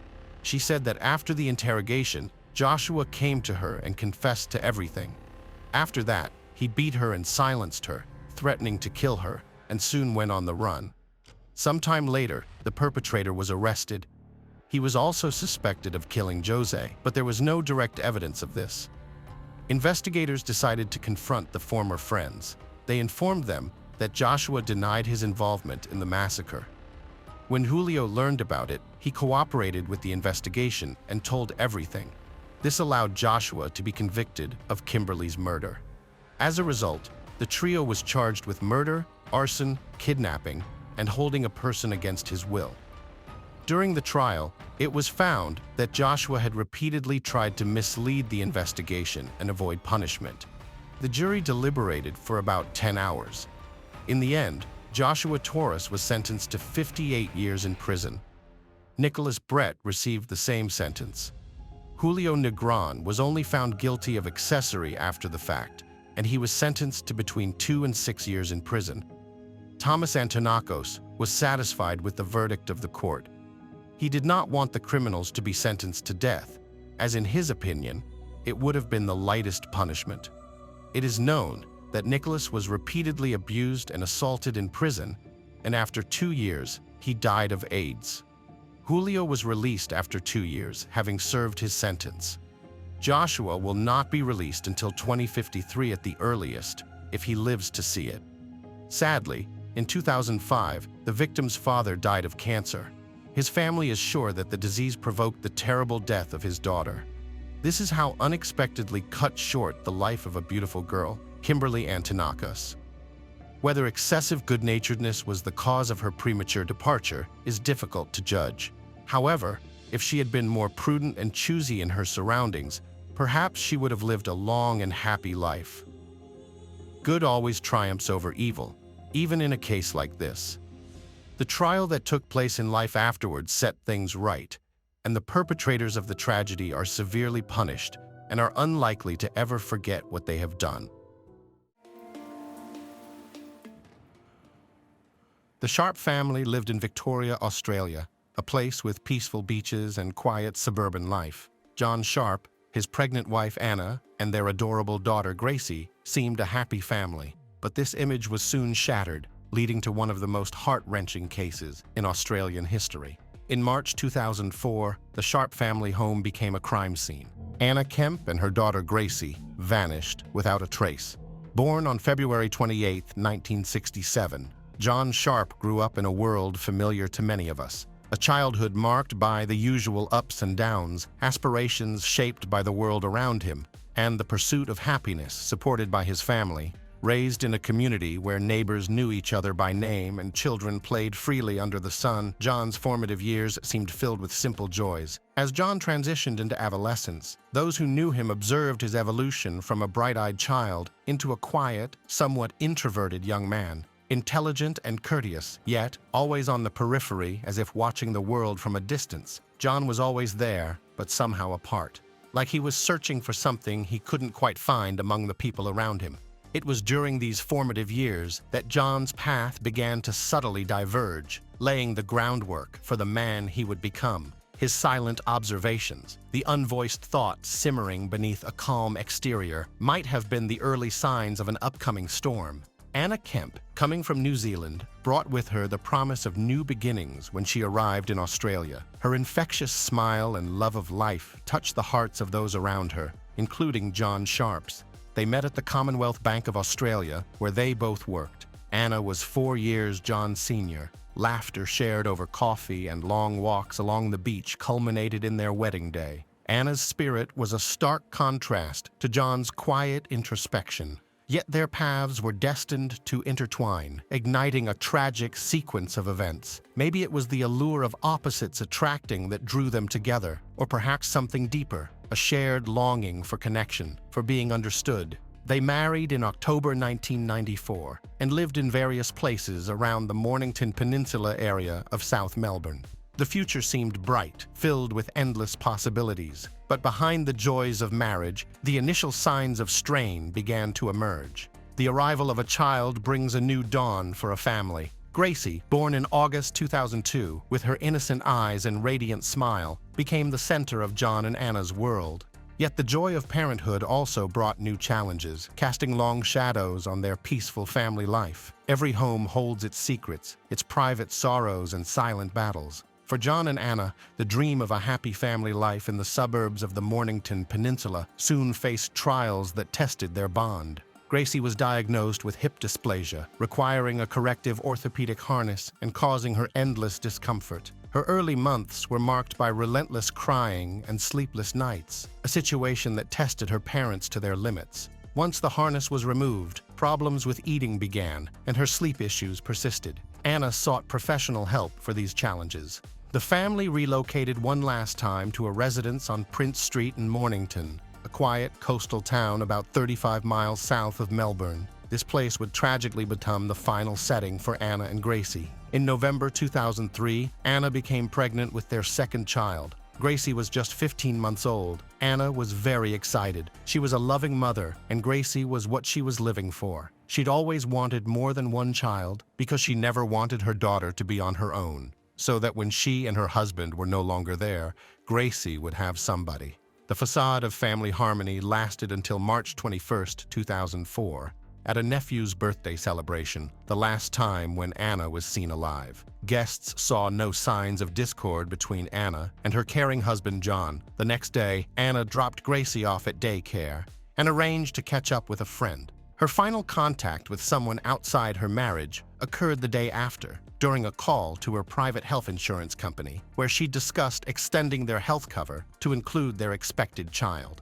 Then John called Anna's friends to tell them she had left with another man and had left Gracie with him. He reached out to Anna's mother, claiming she had abandoned him for another man, and he was unaware of her whereabouts, though he anticipated she would return for their daughter within the week. He kept bringing Gracie to her daycare, telling the staff that he and his wife had parted ways, which meant Gracie wouldn't be coming back to the daycare. Anna's family received emails from Anna, and her mother received a bouquet of flowers from her daughter, but no phone call. The initial shock and confusion of Anna's friends and family quickly turned to worry. How could a devoted mother and her child simply disappear without a word?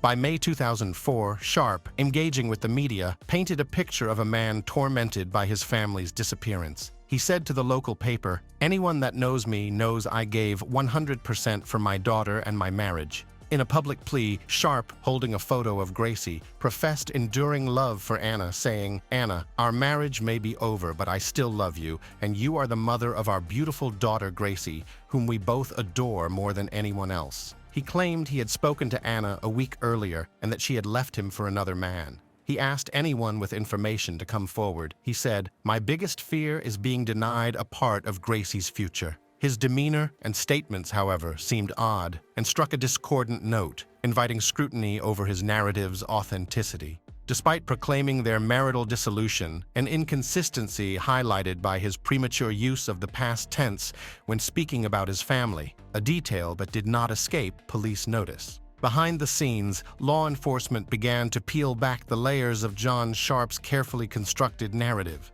Each unanswered question pointed to a darker reality. What secrets lay buried within the Sharp family?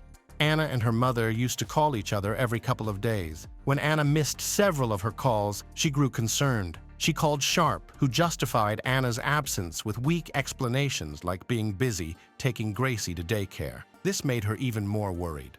Anna's devout Catholic beliefs and her unlikely affair and abandonment, initially without Gracie and at 20 weeks pregnant, fueled her family's distrust toward Sharp's account, further aggravated by the impersonal email and gift without any phone contact. Upon Anna's continued absence, her mother alerted the police in New Zealand and reported her daughter missing, prompting communication with the Mornington authorities. Confronted by the police, Sharp told them Anna got into a blue car and relocated to Chelsea with their daughter, denying any knowledge or involvement into their disappearance. The search for Anna and Gracie commenced with urgency. Missing Persons Officer Narelle Fraser said detectives had to keep an open mind and not assume the mother and daughter were dead, as they had only been reported missing. She said Anna's bank account had been used intermittently, and her phone was used once or twice. "We kept thinking, is she alive?" But as days passed, hope began to fade, replaced by a gnawing realization that the answers they sought might reveal a truth too painful to bear. Sharp quickly became the main suspect since there was no evidence to support his statement.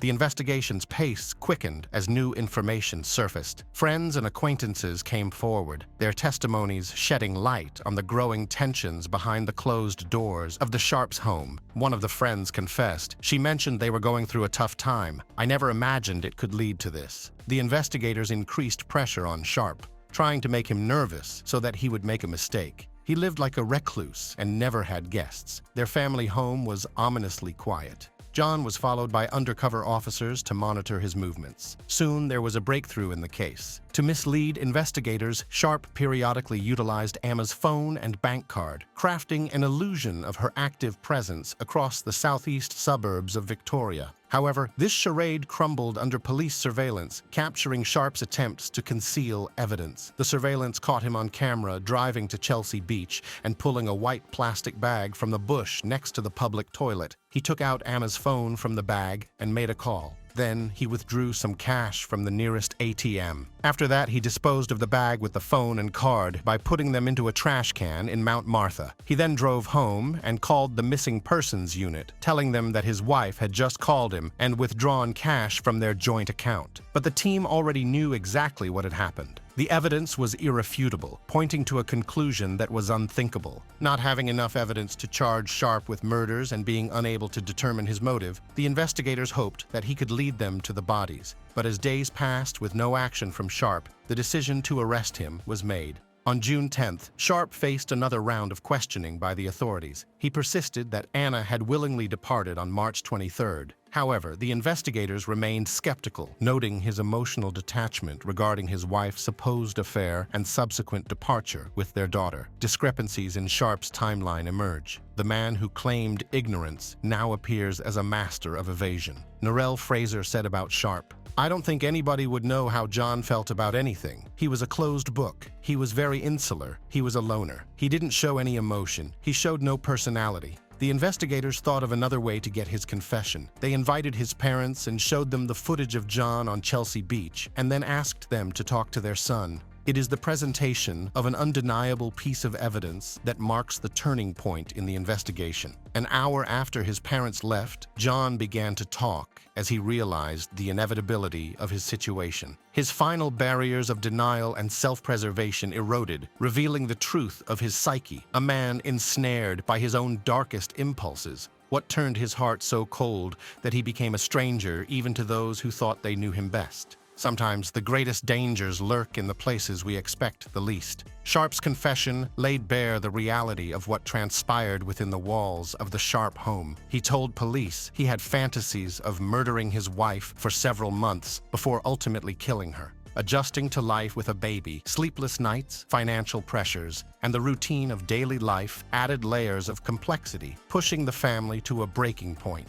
Sharp explained that he killed Anna because she was controlling and moody and was getting on his nerves. Their marriage was unhappy. Sharp perceived his wife's assertive personality as undermining his masculinity. He stated Anna used to wear the pants in the family. Sharp told the investigators that Anna's pregnancy was a surprise to him. He didn't want another child and viewed the new pregnancy as an additional burden, harboring resentment towards Anna and their unborn child in silence instead of voicing his concerns. He even questioned if it was his child at all. John was self-employed as a conveyancer. The financial responsibility of a growing family overwhelmed him. He seemed withdrawn. Anna was trying to bridge the growing distance between them. But as she reached out, John's retreat into himself became more pronounced. With each passing day, John became more distant, a prisoner of his own mind, ensnared by thoughts he could not share and feelings he could not express. Anna fought to keep her family together, unaware of the darkness taking hold of her husband's heart. The chasm between John, isolated in his thoughts, and Anna, attending to the needs of their home and children, widened, filled with unsaid words and unacknowledged fears. Anna found herself facing a wall of silence, her efforts met with indifference, or worse, hostility. Sharp made an unexpected and ominous purchase in early 2003, a high-powered spear gun from a Sport Philip Marine in Mornington, an interest he had never before expressed. This marked the beginning of a dark and tragic chapter. Sharp dedicated countless hours to mastering the spear gun in their backyard, familiarizing himself with its mechanics. In the days that followed, a domestic dispute escalated into an unimaginable horror. Gerald Kemp, Anna's brother, told reporters that in February 2004, Anna had an ultrasound to determine their baby's gender, but Sharp did not even bother going to the doctor's appointment with her. Upon her return, she anticipated her husband's eagerness to learn about the baby's gender, only to find he showed no interest and didn't even ask her. Distressed by his apathy, Anna confronted Sharp, warning him that if he continued to be indifferent to their daughter and unborn child, she was going to leave him. They went to bed at around 9 or 10 p.m. Anna quickly fell asleep, while John stayed awake, consumed by their argument and the overall dissatisfaction with their marriage. Eventually, he stepped out to the backyard garage, retrieving the spear gun that he didn't use outside of his target practice sessions. In a chilling sequence of events, Sharp crept back into the room where Anna was sleeping peacefully, coldly aiming a charged spear gun at her while their 20-month-old daughter lay asleep in her bed. The first shot did not end her life as she was still breathing, and with a grim resolve, he reloaded and fired again, this time fatally wounding Anna and the unborn child she carried. Afterward, he covered her with towels and retreated to sleep the rest of the night on the sofa downstairs. The next morning, Sharp tried to remove the spears, but managed to remove only the shafts. Completing this grim task, he then dropped off Gracie at her daycare, later turning away a TV antenna technician booked by Anna with the excuse of Anna's absence, her body still in the bedroom. Under the cover of night, he buried Anna in a hastily dug shallow grave in the garden. Officer Fraser said, "It's almost difficult to describe, but to hear a man talk about murdering his wife who was 3 months pregnant, that was hard enough, but he said it with no emotion whatsoever." She compared his confession to saying what he'd had for breakfast that morning. In the days that followed, Sharp took Gracie and revisited the marine supply store for another spear. He said, "I was thinking of taking care of Gracie by myself, and just amongst all this madness, that's when I lost the plot." When asked why he killed Gracie, he said, "I don't really know," and called it irrational madness. Sharp told the police, "You know what you're doing is sort of insane, but there's just this weird part of you that's almost unstoppable or something. You're almost like on automatic pilot sort of thing. I can't really remember much of what I thought of anything, just apart from the sort of crazy sensation. It was totally emotional." He said that for the next 4 days, voices in his head debated Gracie's fate. A few days after the murder, he started thinking Gracie needed to be with her mum. "It was sort of in and out of my head all week. I could hear things going through my head, the voices saying, 'You can't do it, you can do it, you've got to do it.' Every option was coming up." On March 27th, after putting Gracie into her cot, Sharp drank a few glasses of whiskey and cola, confessing that he did this to numb his senses for what he was about to do. Then he went to the garage. Armed once again with the spear gun, he inflicted unimaginable terror on Gracie, who endured multiple shots before her tragic death at her father's hands. Same as Anna, Gracie didn't die at once. After the 4th shot, she was dead. The next morning, Sharp returned to Gracie's bedroom. He could not bear looking at her, so he had to hold a towel in front of his face. Then he removed the bolts. Concluding his macabre errands, Sharp acquired a chainsaw at a local Bunnings Warehouse hardware store in Frankston. He unearthed Anna's remains from their garden. He then disposed of Emma's and Gracie's bodies in garbage bags at the Mornington Refuse Transfer Station. He also discarded the spear gun, the chainsaw, and Gracie's clothes and toys. "I have a bootload of hard waste," he told the attendant. Officer Fraser said, "This is his wife that's pregnant. I kept thinking what was coming next. And then he told us about little Gracie. It's the most difficult interview I have ever listened to. I remember at one stage there was a break in the interview. I went to the ladies' toilets and I just put my head in my hands. I couldn't listen." Sharp then called Anna's friends and family with a fabricated story of her affair. Her friends said that immediately alarm bells rang and her hairs on the back of her neck stood up because there was no way Anna would leave Gracie behind. Following the murder of his daughter, he made a second call to his mother-in-law, telling her that Gracie was now with Anna in a bigger and better place. At his residence, Sharp crafted an email from Anna to her family in New Zealand to convince them she was fine. The messages didn't sound like her daughter had written them. Sharp used Anna's email account to contact her brother as well. In the email, he claimed she had departed with another man with whom she was expecting a child. One of the emails read, "Please respect and understand my wish for privacy and take comfort in the fact that I'm about to enjoy life like I have never before." This act only intensified the mystery surrounding Anna's prolonged silence. The family filed a missing person report on Anna. The interview uncovered that he had jotted down notes for his cover story. While analyzing Sharp's TV appearances, body language expert Dr. Cliff Lamsley said that this was a poor attempt at portraying concern and sadness. He was juggling his eyebrows, contorting his face, and using a tissue as a prop, though there was no moisture on his nose, no tears on his face. It's a convincing tactic that we rarely see with truth-tellers. The family told the police some disturbing facts. They believed Sharp's motive for murdering Anna was her discovery of Gracie's abuse by her husband. Although there was no evidence to support this theory, Sharp had a history of abusing the children of family and friends. Anna didn't know this before marrying him. One relative said, "We reckon she caught him. We think that's why he killed her." When one of Sharp's former victims became an adult, she confronted him about the abuse. In response, Sharp called her a derogatory name and told her she deserved it. The victim was tormented by the thought that reporting it earlier could have prevented the murders. Anna's brother later said that after the couple's honeymoon, she told her mother about their marriage. "I think I've made a mistake." Her brother remarked, "She just carried on with the mistake. She said there was no passion or love." Nevertheless, the couple continued their life together. An exhaustive 3-week search at a landfill in Mornington eventually led to the discovery of both Anna and Gracie's remains. Narelle Fraser was a member of Victoria Police for almost 30 years. One case she will never forget is the Mornington Monster. During the search, she spotted a blue bag. She opened it, but saw a kitchen glove. So the search continued. However, she had a gut feeling that something was wrong. So she returned to the bag.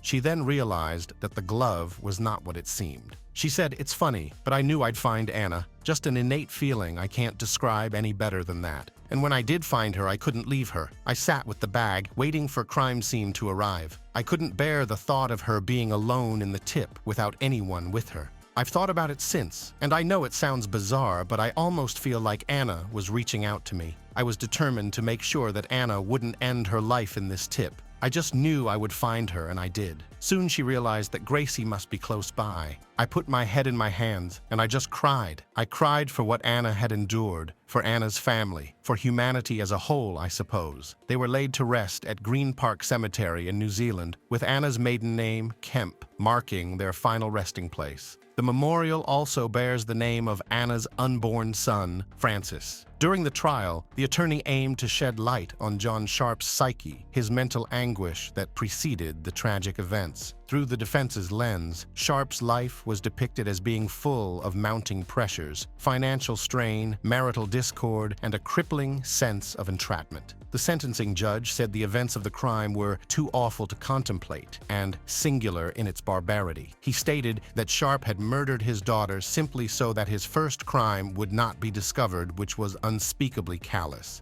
Forensic psychologist Carrie Dane said, "John Sharp was a quiet man, a shy man. Another way of looking at this was that he was actually quite socially inept. He didn't have much in the way of communication skills. He didn't have a lot of emotional intelligence." Psychiatrist Dr. Lester Walton had described Sharp as dependent, passive, and a retiring individual who was unable or reluctant to confront problems. Sharp believed the only way of solving his marriage difficulties was to kill his wife. The Mornington Monster pleaded guilty to the murders committed against both Anna and Gracie, receiving 2 consecutive terms of life imprisonment for each, without eligibility for parole before 33 years. He will be eligible for parole in 2037. Sharp wept like a baby on hearing the verdict. He is kept under protective custody while serving his sentence, as he faces life threats from other inmates. Sharp's elderly parents said, "John's crimes were horrific. He has given himself a life sentence for what he has done, and he will live with this for the rest of his life." One of Sharp's nieces said that his crimes have stolen 3 beautiful and precious lives. Sharp's crime is considered Victoria's worst case of familicide. Investigator Shane Brendel said, "It's a healing process for us as much as anyone else, and with the passage of time that gets a little easier. But it certainly makes you appreciate your own circumstances, your own family, and cherish every moment that you have with them, knowing that there's people out there that resort to these sorts of means to eradicate their own families. Just makes you know how special and important your own families are." I'd love to read your comments on the case. Please subscribe if you haven't yet, and stay in touch.